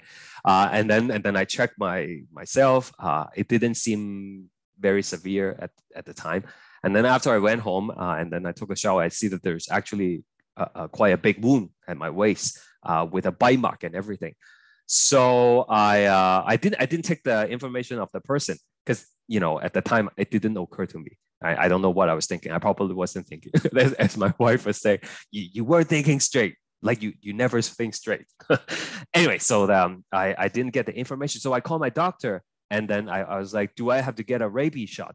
And then he's like, well, since you didn't get the information from the person, there's no way to know if the dog was immunized. Okay, like supposedly all the dogs, pets, right, in Canada, in Ontario, has to be immunized because you know, rabies is a real serious thing, right? So, you know, they have to be vaccinated, but then there's no way for me to tell. And so I actually had to go into doctors. And first of all, he gave me a tetanus shot because the dog's saliva can have the tetanus bacteria, and that could, you know, cause tetanus. Tetanus is something that would cause your muscle to not relax. And my tetanus shot, my previous one was over 10 years ago. So that means my protection is not as good. So they gave me a tetanus shot. My arm actually still hurts from that. And then they have to call public health to request the rabies serum. Okay. So what is the serum? Like I said, this serum is antibodies collected from other people who has the rabies antibodies. Okay. You can also do it in horse. Okay. I think he gave me the human versions. Okay.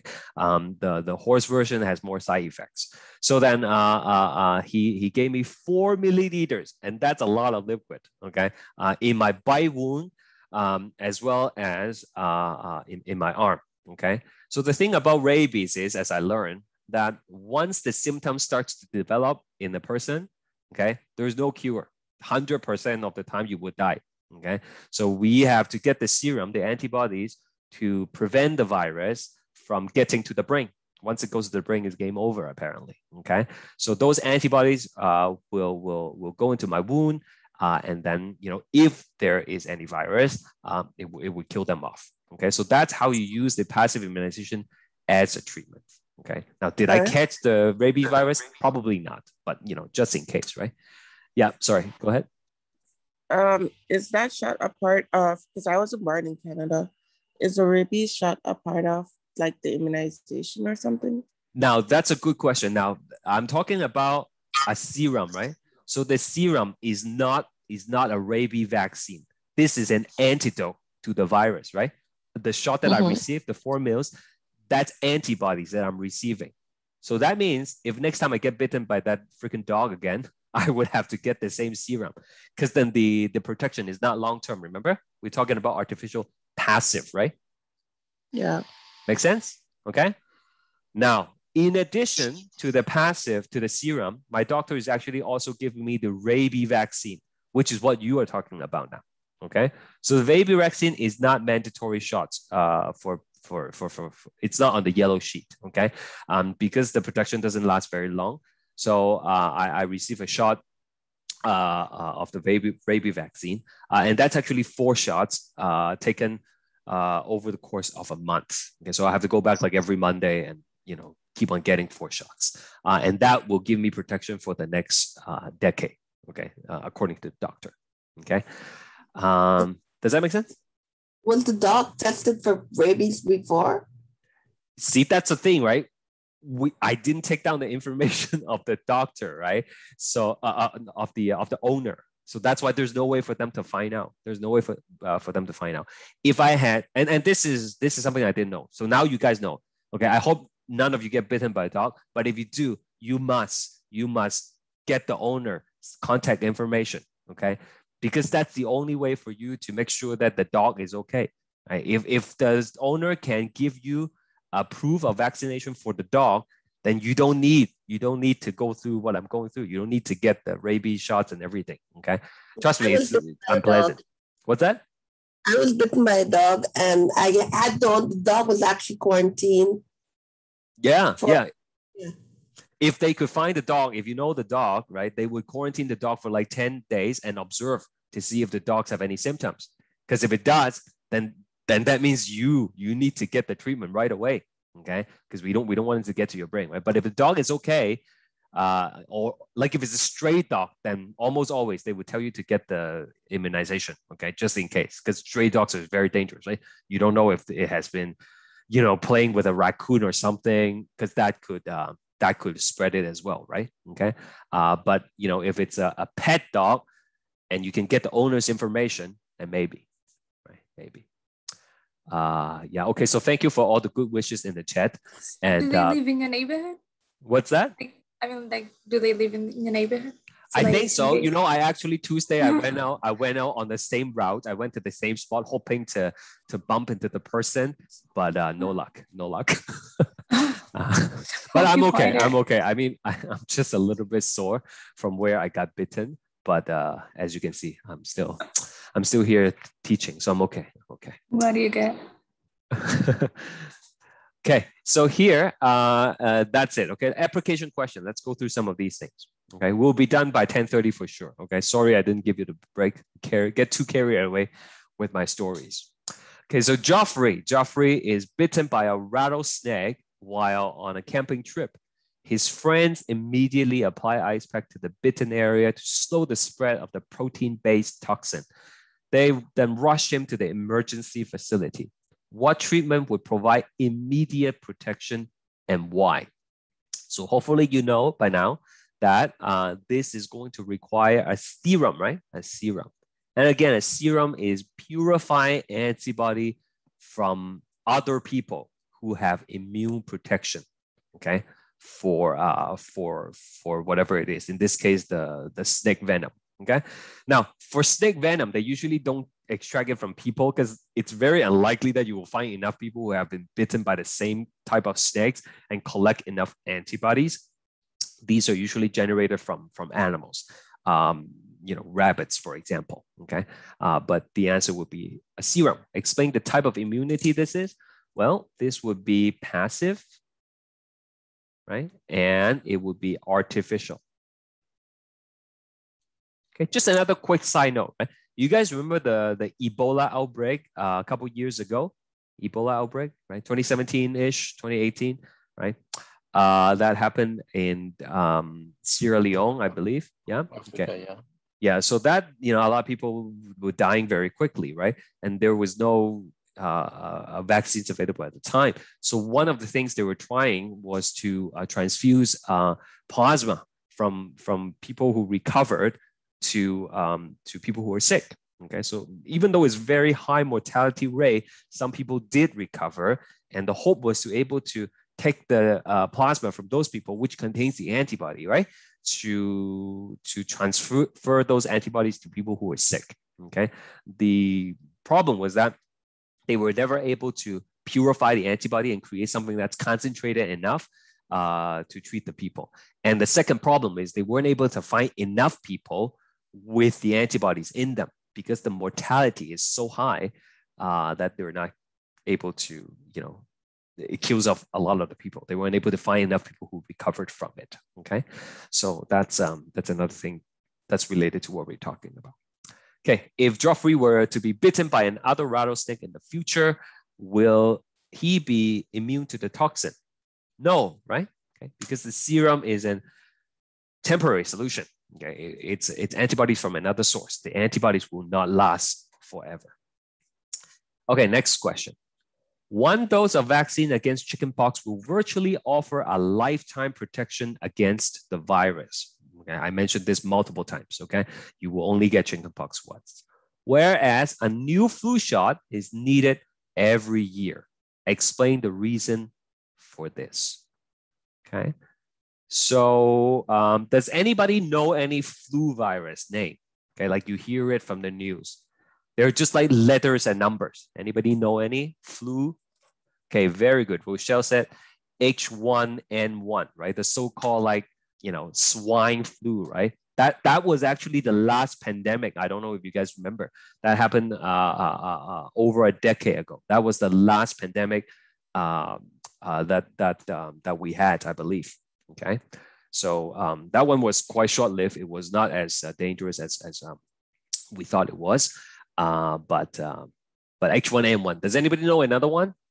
Another one that they were heard of? Like this other one is usually from Asian countries.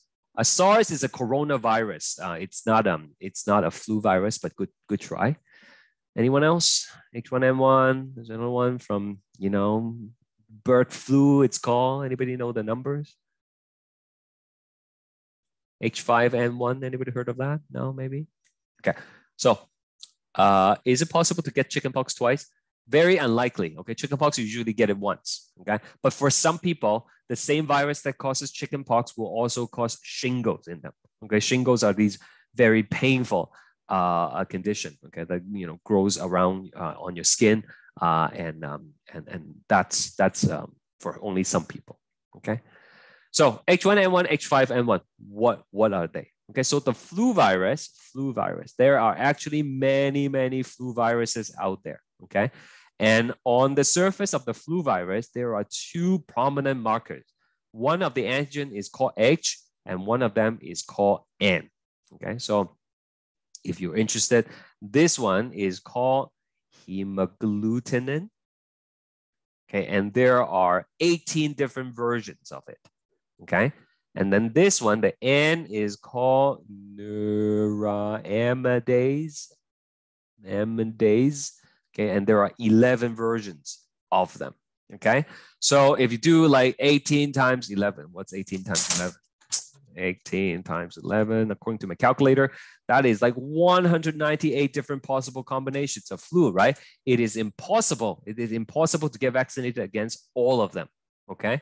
And so each year, the World Health Organization, the WHO, they would predict the top 3 prominent strains of flu that will be circulating this coming winter, okay? And then they would create the vaccines for that, okay? So when you get the vaccines, you are only protected for those 3 strains. If next year they have another 3 prominent strains, then you will need a new vaccine. Okay, so that's why flu vaccine is like an annual thing. Okay, now with the breakthrough of mRNA vaccines, they are now saying maybe we can create a universal flu vaccine that will work for all the flu strains. Okay, and then if that happens, then we will probably only need 1 shot, and then maybe a booster every now and then. Okay, so sometimes the flu shots don't really work because the World Health Organization, they only make predictions, right? So if they predicted the wrong strains, let's say they predict the ABC strains will circulate this winter, but then when it actually comes, it's actually, you know, EFG, then the vaccines are virtually useless for that year, and people will get sick. So we are a little bit fortunate in the Northern Hemisphere because we have our winters after the Southern Hemisphere, right? Like Australia right now is basically just, you know, finishing their winter. So based on what we see in Australia, we will be able to predict, we will know what strain is dominating, and we will know how effective the vaccine will be this flu season. Okay, but you know, since with the social distancing and the mask and everything, actually the number of cases of influenza has dropped like to virtually a non-threatening level this past winter. Okay, so what we're trying to do to protect ourselves from COVID actually also works for protecting against flu. So Joan said, that means every year there is a different version of flu vaccines with different ingredients. Not necessarily different ingredients, the same stuff, but then the virus antigen that will be used for each of the flu vaccines will be different. Okay, so like you would have to, let's say you want to protect against H5N1, then you would have to use that flu and weaken it in order to create the vaccines. Okay, so everything else, all the other ingredients in there would be the same, except for the active ingredient, so to speak. I hope that answers your question. Okay. Yeah. So those vaccines, they protect you from ever catching the vaccines, or it gives you a leg from catching the virus? My bad. Sorry, I didn't quite catch your question. Could you say one more time, please? The vaccines that we're talking about for the flus, do they prevent you from catching the flu, or does it give you like a lower risk? Yeah, that is an excellent question. Okay, all the vaccines is not guaranteed. Okay, like you get the flu shot, you might still catch the flu. Same thing with the COVID. They're not saying you get the COVID shot, you will not get COVID. The key thing here, especially for the COVID, is that when you get the COVID shot, even if you catch COVID virus, your chance of dying is substantially lower. Okay. And that's what the message, I think, has been a little bit confusing for the public. Okay. People are reading these things and say, you know, every day now, right? They tell you how many cases there are, and they'll tell you that, you know, 143 cases of COVID is for people who are fully vaccinated. And some people who are still not vaccinated, they look at that and say, I knew it, right? Like you get the COVID shot and you could still get the COVID vaccine. I'm not doing it anymore. But they're missing the point. The point is not that you won't catch the COVID. The point is, even if you catch COVID, you are not going to likely have to be going into ICU. You are not likely going to die from it, right? That's the point, right? And same thing for the flu vaccine. No one's going to say you're not going to get the flu, but you won't be as miserable if you do catch it, okay? So that's, sorry I sound a little bit worked up because it's really frustrating for me when I see all these things on the news about the, you know, anti-vaccine and things like that. Anyway, moving on. HIV infects macrophages and destroys them. Explain how this will affect your immune system. I told you already, right? The macrophage is a key APC that links innate immunity with adaptive immunity. So if you don't have the macrophage available anymore, you cannot mount an adaptive immune response. So you would die, perhaps from something as simple as a common cold. Finally, some of the COVID vaccines that are being developed are mRNA vaccines. Based on your understanding of cell biology and the immune system, speculate how mRNA vaccine works. Okay, you probably know this by now, right? Like, you know, we have been in the pandemic for like more than a year and a half now. Okay, so like here is an mRNA, and that is the instruction to create one of the surface proteins that you will find on the COVID virus. Okay, so as you know, the COVID virus is from the coronavirus family. There are other coronaviruses, right? Some people already said SARS, right? SARS. Anybody know another one? There's another one that's very common that you might have heard of. MERS. Yeah, exactly, right? The Middle Eastern respiratory syndrome, right? MERS, okay? So these, along with COVID, these are all coronaviruses, and then they have these surface markers on them, right? The goal here is to take the mRNA, right, which would, you would inject it. They actually surround this with lipids because the lipids would protect the mRNA, and then they inject it into your muscle, okay? And what happens is you have something called the dendritic cell. Dendritic cell, that's another APC that we didn't talk about. So the mRNA would go into the dendritic cell, okay? And then it would undergo translation, transcription translation, right? Then it would make the protein, the COVID protein, right, on the surface. And now the APC will show it to the naive T cells, and then everything we learned is gonna happen. And you will have the memory T cell, you will have the memory B cell, right? You will even have some antibodies circulating in your system. So when you do have the real thing, right, you will be ready, because right away you can kickstart the production of antibodies, and you will fight it off and recover much quicker, right? That's why you're not gonna have severe form of the disease. You might still have a little bit of symptoms, right? But as I said, you won't need to be hospitalized. You won't likely have to be hospitalized, and you are definitely not very likely to die from it. Okay. So it's a very relevant lesson. I hope you learned something from it.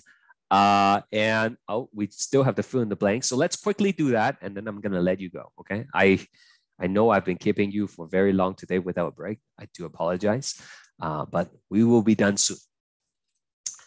Okay, quickly. Innate immunity recognizes PAMs, right? PAMs, molecular patterns on the pathogens. Another name for adaptive immunity is acquired. Acquired immunity. Because like I said, you have to catch it. You have to get it, right? You have to acquire it throughout your life. We have the normal flora, which are microorganisms that lives on us. It's part of our physical barrier. Now, I think one of the test question asks you, like, if you destroy your normal flora, will they come back? Yes, they will come back, okay? And we destroy it all the time. Every time you wash your hands with hand sanitizer, you kill all the normal floras on your hand. They will come back, okay? Every time you take antibiotics, you kill all the normal floras in your gut. Well, not all, like a lot of them. So, but they will come back. Okay, you can take like probiotics or something like that to enhance your gut flora. Perspiration, saliva, and tears contains antibacterial enzyme called lysozyme. Mast cells will release histamine. Histamine, a chemical that initiates inflammatory response. We know it will do vasodilation as well as increase permeability. Macrophages can release, I don't think I talked about this today, but it's definitely in the PowerPoint, colony stimulating factors. Okay, so these are like, distress signals. It will go to the bone marrows and allow more WBC to be produced. Right? Call for reinforcement, basically. Complement proteins are primarily produced in the liver. Complement proteins can assemble to form membrane attack complexes, which inserts holes in bacteria. The hypothalamus of the brain can increase body temperature, resulting in a fever. Babies are born with anatomical barriers to disease. This is considered as innate immunity. Antibodies are Y-shaped proteins it has a constant region. That's the part that does not change, like the handle of a screwdriver, the same for all of them. And a variable region. The variable region is like the tip of the screwdriver. That's the different part, right? Okay, different screwdriver tip for different screws. In the same way, different variable regions on the arms of the antibodies will allow you to bind to different pathogens. Okay, so generally speaking, one antibody for one pathogen, right? So the antibody that you produce for chickenpox will not work for hepatitis. Okay, but sometimes there are exceptions. Just one other examples. Okay, anybody has like a scar here on their arm from vaccine? Okay, just let's see. Let's do a quick poll. Do you have it? Yeah. Anybody? Yes. If you have a scar, you can choose A. If you don't, you can choose B. Like a big scar. I'll show you mine. It's really gross though. Okay. So look here. You see this scar? This is not normal. Okay. You're not supposed to have this big. Usually it's just like a tiny circle one. Oh no. Yeah. You have a big one like mine too? No, it's small. It's even bigger? Okay. That makes me feel better perhaps. Don't take it the wrong way. So what is that for? Anybody can tell me what is that for? What is that scar for? Anybody? Yes, it's a vaccine. What kind of vaccine? Does anybody know? I know it's okay. Yeah. But everyone in my country basically has it. Yes. Okay. If you're from an Asian country, okay, and I am as well. Okay, you would likely have it. Okay, and Jenka says smallpox. And Joan said BCG. Yes, it is the BCG vaccine. BCG vaccine, not smallpox. Smallpox has been eradicated, right? There's no more smallpox in the entire world. Okay, and yes, as Abdullah said, the BCG vaccine is for tuberculosis. Very good. Okay. So tuberculosis is caused by a bacteria, and it goes into your lungs. It might remain dormant for a long time, and then it could become active anytime. So it could cause you to be very sick. Okay, and then there are these multi-drug resistance tuberculosis that would take a lot of time to recover from. Very expensive as well. Okay, and so, long story short, you don't want to get TB, okay? And actually, as a teacher, to work in Ontario, you have to have a negative TB test, okay? But here's the thing. Like, I was going to become like a high school teacher, actually, but then long story of why I become a college teacher. But when I test myself for the TB, I am always positive, even though I don't have the TB. Is because of the BCG vaccine, okay? That I always get tested positive. Okay, so why is this relevant to what we're talking about? When you get the BCG vaccine, they actually give you the cow version of the bacteria. Okay, so the cow version of the bacteria goes into your system. We don't get really sick from it, but the antibodies that we produce for the cow bacteria actually works for the human version as well. So this is an example where an antibody will be flexible enough to work against more than one strain. Okay, so this is another example of a live vaccine, right? Okay, it uses the live bacteria, which is not again suitable for pregnant women or for immunocompromised individual. Okay. So yeah, exactly, right? Joan was saying exactly what I'm saying. That's why every time I do a TB test, you get tested positive and you have to redo it, or you have to take a chest X-ray, right? And so I'm like, you know what? Let's just become a college teacher. I don't have to get tested for TB. That's one of the reasons, maybe. As Misha said, not relevant, but there is an actual anime on this. Not sure what that means. Oh, you mean like a cartoon on TB? What? Really? I didn't know that. Okay, you got to tell me what what it is. I'm interested to see that. Okay, the effector T-cell will stop the immune response once the infection is clear. That is the suppressor T-cell. Suppressor T-cell. Okay. I'm still smirking from the anime comment. So it's pretty funny. Okay, naive T cells are activated by APC. Okay, so we learned macrophage is APC. Okay, and then I just told you about dendritic cells. You don't have to know dendritic cells, but it's just another example. Naive B cells are activated by helper T cell. Helper T cell. And the plasma cell, they produces the antibodies.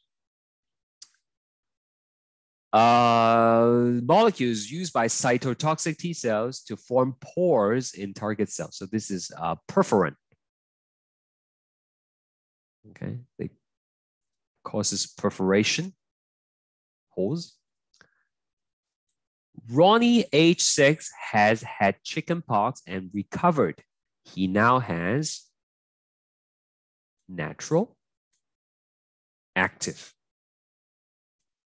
immunity, right? Kathleen has been exposed to hepatitis. She will receive an injection of serum, which will give her artificial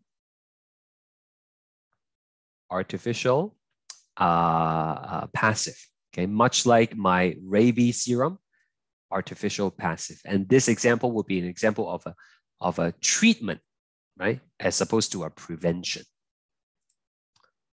Sandy is going to summer camp. The physical form asks whether she has received immunization to measles and mumps. This type of immunization is artificial, active.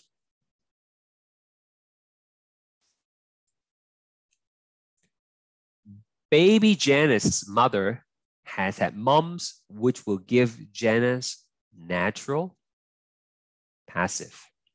Okay, because the antibodies from the mother will be transferred through the placenta to the baby, right? And so when she's born, she will have some of those antibodies, but those are not permanent. When she grows up, she will have to get her own immunization. Anaphylactic shock is a severe allergic reaction characterized by systemic increase in histamine. Okay, so if someone is having an anaphylactic shock, what are we going to give them? You're going to give them epinephrine. Epinephrine is just another word for adrenaline. You guys know the EpiPen, right? Okay, you might even have seen the commercial, right?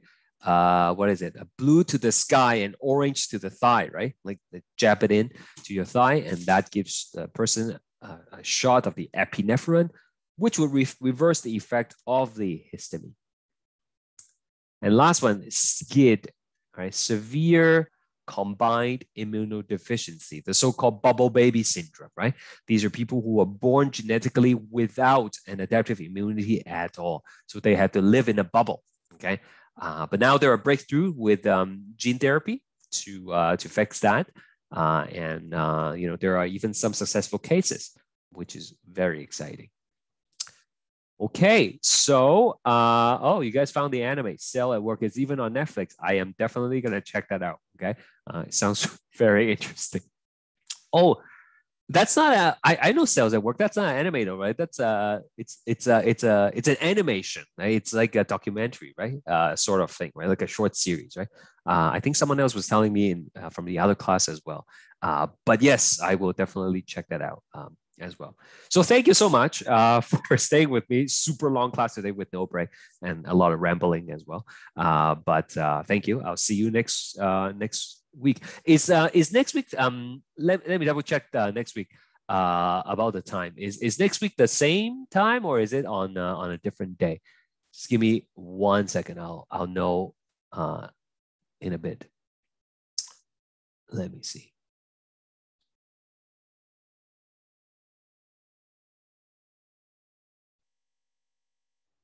Okay.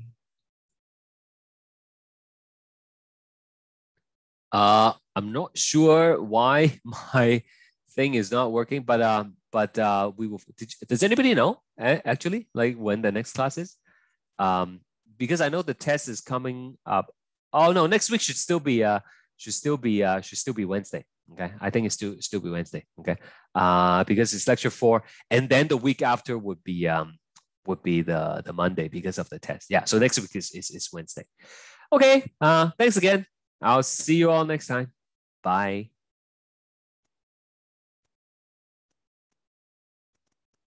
Sir? Yeah, go ahead.